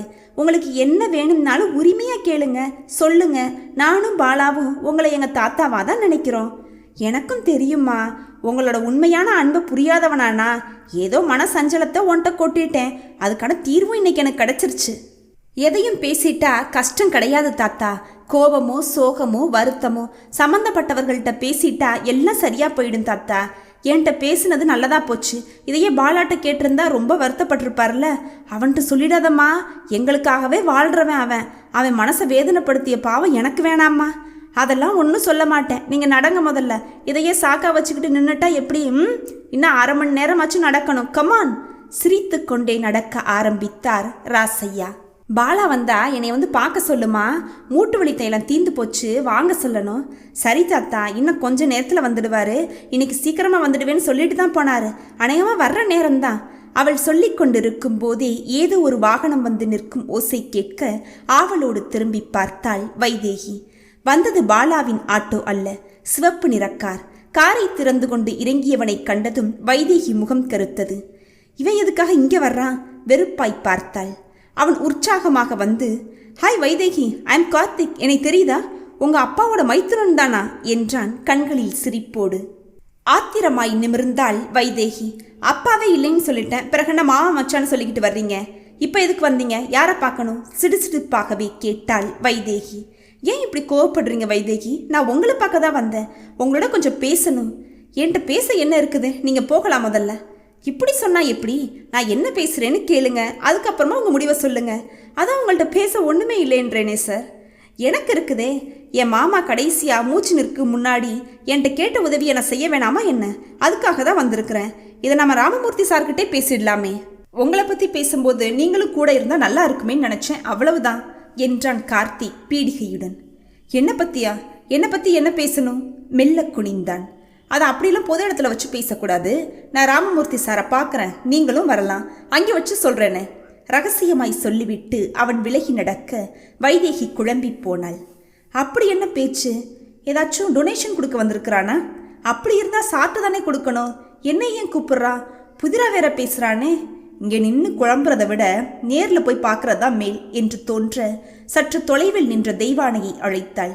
தெய்வம்மா, நீங்கள் தாத்தாவை அழைச்சிட்டு போய் அவர் ரூமில் விட்டுடுங்க, நான் இதோ வர்றேன் என்றவாறு அவளிடம் ராசையாவை ஒப்படைத்து விட்டு அலுவலக அறையை நோக்கி நடந்தாள். காரணம் எதுவும் புரியாமலே நெஞ்சில் திக் திக் என்று அடித்து கொண்டது. வாமா, உங்ககிட்ட இவர் ஏதோ பேசணுமா, வா உள்ளவா என்றார் ராமமூர்த்தி. தயக்கமாய் நுழைந்து அவர் அருகே நின்று கொண்டாள். என்ன விஷயம் சொன்னீங்கன்னா கொஞ்சம் நல்லா இருக்கும் என்றாள் அவனை நேராய் பார்த்து. மிஸ் வைதேகி, நான் சொல்கிறத கொஞ்சம் பொறுமையாக கேளுங்களேன். இது உங்கள் அப்பாவோட கடைசி ஆசை. லுக் மிஸ்டர் கார்த்திக், உங்கள் மாமான்னு சொல்லுங்க, எனக்கு அப்பான்னு யாரும் கிடையாது இடைவெட்டினாள் வைதேகி. ஓகே, என் மாமாவோட கடைசி ஆசை என்னன்னா அவரோட மகளான உங்களான திருமணம் செஞ்சுக்கிட்டு வாழ வைக்கணுங்கிறது தான். தன் முதல் மனைவிக்கு அவர் செஞ்ச பாவத்துக்கு இந்த உதவியை நான் செஞ்சே ஆகணும்னு கேட்டுக்கிட்டாரு. அதுக்காக தான் இங்கே வந்திருக்கேன். உங்களுக்கு சம்மதம்னா உங்களை மணந்துக்க நான் தயார். என்ன சொல்றீங்க என கேட்டவனை கண்களில் நெருப்பை கக்க பார்த்தாள். என்ன, செஞ்ச பாவத்துக்கு விமோச்சனமா? வாழ்க்கை பிச்சை போடுறீங்களா? நான் யார்கிட்டையும் எனக்கு மாப்பிள்ளை வேணும்னு கேட்கவே இல்லையே. வைதேகி, நீங்கள் தப்பாக புரிஞ்சுக்கிட்டு பேசுகிறீங்க. நான் சரியாக தான் சார் பேசுகிறேன். நீங்கள் தான் தப்பான இடத்துல வந்து பேசிக்கிட்டு இருக்கீங்க. நீங்கள் கிளம்புறீங்களா? அந்த ஆள் செஞ்ச தப்புக்கு இவர் நிவர்த்தி செய்ய வர்றாரா? நான்சென்ஸ்.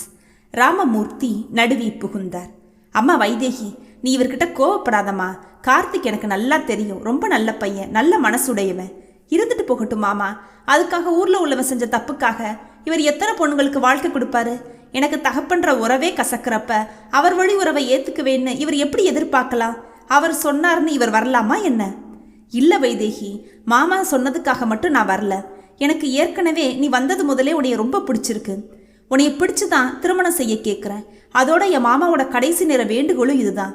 அதனால அவ விருப்பத்தோட என் விருப்பத்தையும் சேர்ந்தே கேட்குறேன். என்னைய உங்களுக்கு பிடிக்கலையா? விஸ்வநாதனுடைய மைத்துனரா பார்க்காம என்னைய வெறும் கார்த்திகா பாருங்களேன் வைதேகி, நிச்சயம் உங்களுக்கு பிடிக்கும். உங்களை மட்டும் இல்லைங்க, வேற யாரையுமே எனக்கு பிடிக்காது. அதுதான் ஏன் இப்படி காலம் பூரா சேவை செஞ்சுக்கிட்டே இருப்பீங்களா? உங்களுக்கு என்ன மதர் தெரசான்னு நினைப்பா? நான் எப்படி வேணும்னாலும் வாழ்ந்துட்டு போறேங்க. அதை பத்தி நீங்க ஒன்றும் கவலைப்பட வேணாமே. எப்படி கவலைப்படாம இருக்க முடியும்? நீங்க யாரும் இல்லைங்க, என் உறவு பொண்ணாயிட்டீங்க. எப்படியோ போன்னு எப்படி விட முடியும்? பிறகு என் மாமாவோட ஆன்மா எப்படி சாந்தி அடையும் சொல்லுங்க? அவன் விடாப்பிடியாய் நிற்க வைதேகிக்கு தலையே வலித்தது. தலையை இரு கைகளாலும் பற்றி கொண்டாள். ஓகே, நீங்க யாரோ, உங்கள்கிட்டயே இதெல்லாம் சொல்லணும்னு நினைச்சேன். ஆனா சொல்லாட்டா பிரச்சனை தீராது போல இருக்குது. இதை பாருங்க மிஸ்டர் கார்த்திக், நான் பாலாஜியை மனப்பூர்வமா விரும்புறேன். அவரை தான் கல்யாணம் செஞ்சுக்க போறேன். இப்ப போதுமா? இது என் முழு சம்மதத்தோட தான் நடக்க போகுது. இனி என்னைய பத்தி கவலைப்படாம நீங்க போகலாம். முடிஞ்ச திருமணத்துக்கு அழைக்கிறோம், வந்துட்டு போங்க. இப்போ நீங்க போலாமே என்றாள் தெளிவாக. ஆனால் அவன் அசைவதாக இல்லை. வைதேகி, என்ன முட்டாள்தனம் செய்றீங்க? வாட்? என்னைய ஒதுக்கணுங்கிறதுக்காண்டி போய் ஒரு ஆட்டோக்காரனையா செலக்ட் பண்ணுவீங்க? ஷிட். லுக் மிஸ்டர், இது இப்போ எடுத்த முடிவில்லை. இங்கே வந்ததுல இருந்து அவரை பார்த்து அவரோட ஒவ்வொரு செயலையும் பார்த்து வளர்ந்த நேசம் இது. இந்த ஜென்மத்தில் என் கணவர்னா அது பாலா மட்டும்தான். அதில் எந்த மாற்றமும் இல்லை. இது யார் தடுத்தாலும் மாறாது. உங்க நேரத்தையும் ஏன் நேரத்தையும் வீணாக்காம கிளம்புறீங்களா? தீர்மானமாய் சொல்லவளை பார்த்து நெற்றியில் அரைந்து கொண்டான் கார்த்திக். உங்களுக்கு என்ன பைத்தியமா பிடிச்சிருக்கு?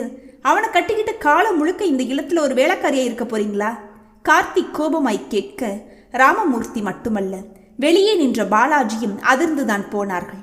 பாலாவோட அன்புல என் தாயை பார்க்கிறேன், அவரோட மனசுல தெய்வத்தை பார்க்கிறேன். நீங்க பணக்காரங்க, உங்களுக்கு என்ன மாதிரி ஒரு அனாதையோட மன உணர்வுகளை புரிஞ்சுக்க முடியுமா? ஆனா என் பாலா வாழ முடியுமே. என்னோட ஒவ்வொரு முகமாற்றத்தையும் அவர் கண்டுபிடிச்சிடுவாரு. என் கண் கலங்கினா அவரால் தாங்கவே முடியாது. என் மனசு நோக்கிற மாதிரி ஒரு வார்த்தை பேச மாட்டாரு. மொத்தத்துல ஒரு தாய் தன்னோட செய்ய பாதுகாக்கிற மாதிரி என்னை பார்த்துக்குருவாரு. இதை விட ஒரு பொண்ணுக்கு வேற என்ன வேணும் சொல்லுங்க? இல்ல வைதேகி, நான் என்ன சொல்ல வர்றேன்னா, ப்ளீஸ் மிஸ்டர் கார்த்திக், நான் நல்லா வாழணும் நிஜமாவே நீங்க ஆசைப்படுறீங்களா? S, of course. அதுக்காக தானே இவ்வளவு வாதாடுற. அந்த ஆசை இருந்தா இதுக்கு மேல என்னைய கம்பல் பண்ணாதீங்க. எனக்கு ஆடம்பர வாழ்க்கையெல்லாம் வேணாம். என் பாலாவும் இந்த இல்லமும் போதும். நீங்க கிளம்புறீங்களா? வைதேகி, தம்பி, நான் இவ்வளவு நேரம் அமைதியா இருந்ததே என் மருமக வாயால அவ முடிவை சொல்லணும் தான். அவதான் தெளிவா சொல்லிட்டாளே தம்பி. ராமமூர்த்தி சற்று உறக்கவே சொல்ல பெருமூச்சுடன் எழுந்து கொண்டான். ஓகே, எப்படியோ சந்தோஷமா வாழ்ந்தா போதும் வைதேகி. உங்களுக்கு எப்ப எந்த உதவி வேணும்னாலும் தயங்காம என்கிட்ட வரலாம். எனக்கு உங்க மேல எந்த வருத்தமும் இல்லை. நான் கிளம்புறேன். மிஸ்டர் பாலாஜி, நீங்க ரொம்ப அதிர்ஷ்டசாலி. ஹாப்பி மேரிட் லைஃப், பாய் என்றவாறே அவன் வெளியேற நிம்மதி மூச்சோடு அறையை விட்டு வெளியே வந்தவள் லேசாய் திடுக்கிட்டு போனாள். வெளியே மரத்தோடு மரமாய் உறைந்து போய் நின்றான் பாலாஜி. வைதேகியின் பின்னால் வெளியே வந்த ராமமூர்த்தியும் பாலாவை கண்டு லேசாய் துணுக்குற்றார். வெறித்த பார்வையோடு நின்றவனின் கண்கள் கலங்கியிருக்க அவன் நின்ற கோலமே உள்ளே நடந்த சம்பவங்களை கேட்டுவிட்டான் என்று உணர்த்தியது. வரவழைத்து கொண்ட புன்னகையோடு மகனை நெருங்கினார். பாப்பா, இப்பதான் வர்றியா என்றார். பாலாஜியிடம் துளியும் அசைவில்லை. கலக்கமாய் வைதேகியை பார்க்க அவள் பாலாஜியை நெருங்கினாள். பாலா, என்னாச்சு பாலா? இப்போதும் அவன் அசையவில்லை என்றதும் பதறினாள். பாலா, என்ன பாலா, ஏன் இப்படி நிக்கிறீங்க? என்னை பாருங்களேன் என்று அவனது தோளை பற்றி அசைத்தாள். வைதேகியின் முதல் தொடுகையில் சிலிர்த்து கனவிலிருந்து மீண்டவன் போல் திடுக்கிட்டு நிமிர்ந்தான். என்ன பாலா? வைதேகி, சொல்லுங்க பாலா என்றவாறே அவனது முகத்தை நிமிர்த்தியவளின் கையை தன் இரு கரங்களாலும் பற்றி கண்களில் ஒற்றிக்கொண்டான். சூடான கண்ணீர் பட பதறிப்போனாள் வைதேகி. பாலா, என்ன பண்றீங்க? வைதேகி, நான் என்ன தவம் பண்ண? என்னைய உனக்கு பிடிச்சிருக்குதானே? இது என்ன கேள்வி பாலா? என் மனசு உங்களுக்கு தெரியாதா என்ன? அதில்ல, என்னால் இந்த ஆட்டோக்காரனால் உன்னைய சந்தோஷமாக வாழ வைக்க முடியுமா? எனக்கு ரொம்ப பயமாக இருக்கு வைதேகி. முடியும் பாலா, என்னால் உங்க கூட சந்தோஷமாக வாழ முடியுமே. நெகிழ்ச்சியாய் அவனது கண்ணீரை துடைத்தாள். மறுப்பாய் தலையசைத்தான். இல்லை, நான் பணக்காரன் இல்லை, அன்றாடங்காட்சி, என்கிட்ட கார் பங்களான எதுவுமே இல்லையே. வேணாம் பாலா, அதெல்லாம் விட உங்கள் மனசு பெருசு பாலா. உங்களோட இதயமும் இந்த இல்லமும் இந்த உறவுகளும் போதும் பாலா. இதை விட பெரிய சொத்து எதுவுமே இல்லையே. இல்லை, நீ என்னை சமாதானம் செய்கிறதுக்காக இப்படி சொல்கிற. என்ன இருந்தாலும் நான் வீடு வாசல் இல்லாத அனாதை பையதானே. டேய், என்னடா சொல்கிற? அப்போ இத்தனை நாளாக என்னை அப்பான்னு கூப்பிட்டதெல்லாம் பொய்யா? இல்லைப்பா. பிறகு என்னடா இப்படிலாம் பேசுகிற? நீ ஏன் புள்ளடா? எனக்கு பிறகு இந்த வீடு சொத்து எல்லாம் உனக்கு தானே. உனக்கு வீடு வாசல் இல்லைன்னு யாரா சொன்னது? இல்லைப்பா, அந்த கார்த்திக் சொன்னப்போ தான் எனக்கு என்னோட நிலையே புரியுது. நான் வெறும் ஆட்டோக்காரன் தானே. என்னை கட்டிக்கிட்டு இவன் ஏன்ப்பா கஷ்டப்படணும்? பாலா, சின்ன வயசுல இருந்தே நிறைய கஷ்டப்பட்டுட்டேன் பாலா. உங்களை பார்த்த பின்னாடி தான் நான் சிரிக்கவே ஆரம்பித்தேன். உங்கள் கூட பழகின பிறகு தான் எனக்கு வாழணுங்கிற ஆசையே வந்துச்சு. எனக்கு நீங்கள் வேணும் பாலா, நீங்கள் மட்டும்தான் வேணும். கண்களில் நீரோடு கம்மிய குரலில் சொன்னவளை அதற்கு மேலும் தாழ முடியாமல் நெஞ்சோடு அணைத்து கொண்டான். இருவரின் விழிகளும் நனைந்தன. பாரு, இந்த பயலை மனசுக்குள்ள இவ்வளவு ஆசையை வச்சுக்கிட்டு பெரிய தியாகி மாதிரி அந்த கார்காரனுக்கு விட்டு தர்ற மாதிரி சொல்றான என்று லலிதாவின் குரலில் இருவரும் சட்டென விலகி கொண்டன. லலிதாம்மா, நீங்க எப்போ வந்தீங்க? உங்க வாக்குவாதம் தொடங்கும் போதே நாங்க வந்துட்டோம். ஏண்டாப்பா, உன் மனசுல வைதேகியும் அவன் மனசுல நீயும் இருக்கிறது எங்களுக்கே தெரியும். பிறகுனா நீ பாட்டுக்கு ஏதேதோ சாக்கு போக்கலாம் சொல்ற. சீக்கிரம் கல்யாண சாப்பாடு போடுங்கப்பா என்ற போது அங்கு மகிழ்ச்சி நிலவியது. அப்போது வெளியே குரல் கேட்டது. சார்? யாருப்பா என்றவாறே அனைவரும் திரும்ப ஒரு ஆடவன் வெளியே நின்றிருந்தான். அவன் அருகே சற்று வயதான அம்மாள் கையில் துணிப்பையோடு சற்று மிரட்சியாய் நின்று கொண்டிருந்தாள். சார், என் பேரு நாராயணன், இது என்னோட அம்மா. சரி, எங்கள் அம்மாவை இங்கே சேர்க்கலாம்னு வந்தேன். மாதம் எவ்வளவு சார் பணம் கட்டணும்? ஏன், உங்கள் வீட்டில் இடம் இல்லையா? இருக்கு சார். பிறகு அதுக்கு உங்கள் அம்மாவை இங்கே விட்டுட்டு போக வந்திருக்கிற? அது வீட்டில் எப்போவுமே பிரச்சனை சார், நிம்மதியே இல்லை. மாமியார் மருமக சண்டையில் நான் தான் மாட்டிக்கிட்டு முழிக்கிறேன். அதான். அப்போ உங்கள் அம்மாவை விரட்டிட்டா நீ நிம்மதியாக இருந்துடுவியா? சார், ஏண்டா வீட்டில் பிரச்சனைனா உடனே அம்மாவை வெளியேற்றிடுவியா? ஏன் பிரச்சனை வருது, அதை எப்படி தீர்க்கிறதுன்னு யோசிக்கவே மாட்டியா? ஆம்பளை தானே நீ? சார், தேவையில்லாமல் ஏன் பேசுகிறீங்க? உங்களுக்கு தேவை பணம் தானே, எவ்வளவுன்னு சொல்லுங்கள், நான் கட்டிடுறேன். அதை விட்டுட்டு என் குடும்ப விஷயத்தில் நீங்கள் நாட்டாமல் பண்ண வேணாம். பெத்தவங்களுக்கு ஒரு பிடி சோறு போட துப்புல உனக்கு கோவம் வருதோ? சார், சும்மா சும்மா பேசாதீங்க. இந்த மாதிரி வயசான ஆளுகளை சேர்க்கறது தானே உங்கள் வேலை. அதுக்கு தானே இவ்வளோ பெரிய போர்டை மாட்டி வச்சுக்கிட்டு இதை நடத்துறீங்க. வந்தவனும் சீர பாலாஜி கையமர்த்தினான். ஓ, இதுதான் உன் பிரச்சனையா? இந்த போர்டை கலட்டாமல் விட்டுட்டோமே என்றவாறு வெளியே மாட்டியிருந்த மரப்பலகையால் ஆன போர்டை கழற்றி கீழே எறிந்தான். இப்போ இது முதியோர் இல்லை, எங்கள் வீடு, புரியுதில்ல? கிளம்பு முதல்ல. சார், என்ன சொல்ல வரீங்க? அட போப்பா, நாங்களே என் பிள்ளைக்கு கல்யாணத்துக்கு நாள் குறிச்சிக்கிட்டு இருக்கோம். நீ வேற அவனை மூட் அவுட் பண்ணாத. போ. ராமமூர்த்தி அவனை விரட்ட முணுமுணுத்தவாறே அவன் வெளியேறினான். அந்த அம்மாள் கண்களில் நன்றியோடு மகன் அறியாவண்ணம் அவரை கைக்குப்ப அனைவரும் புன்னகையோடு அவருக்கு கையசைத்தனர். ராமமூர்த்தியின் வீடு கல்யாணக்கலை கட்டத் துவங்கியது. இனி அந்த இல்லத்தில் கண்ணீரோ கவலைகளோ இருக்காது, சந்தோஷம் மட்டுமே குடியிருக்கும். கைஸ், இந்த கதை உங்களுக்கு பிடிச்சிருக்குன்னு நம்புகிறேன். இது மாதிரியான கதைகள் கேட்கணும்னா ப்ளீஸ் சப்ஸ்கிரைப். அது போக லைக், ஷேர் அண்ட் கமெண்ட். அப்பதான் நான் அடுத்தடுத்து போடுற கதைகளுக்கான நோட்டிஃபிகேஷன் உங்களை சேரும். நன்றி.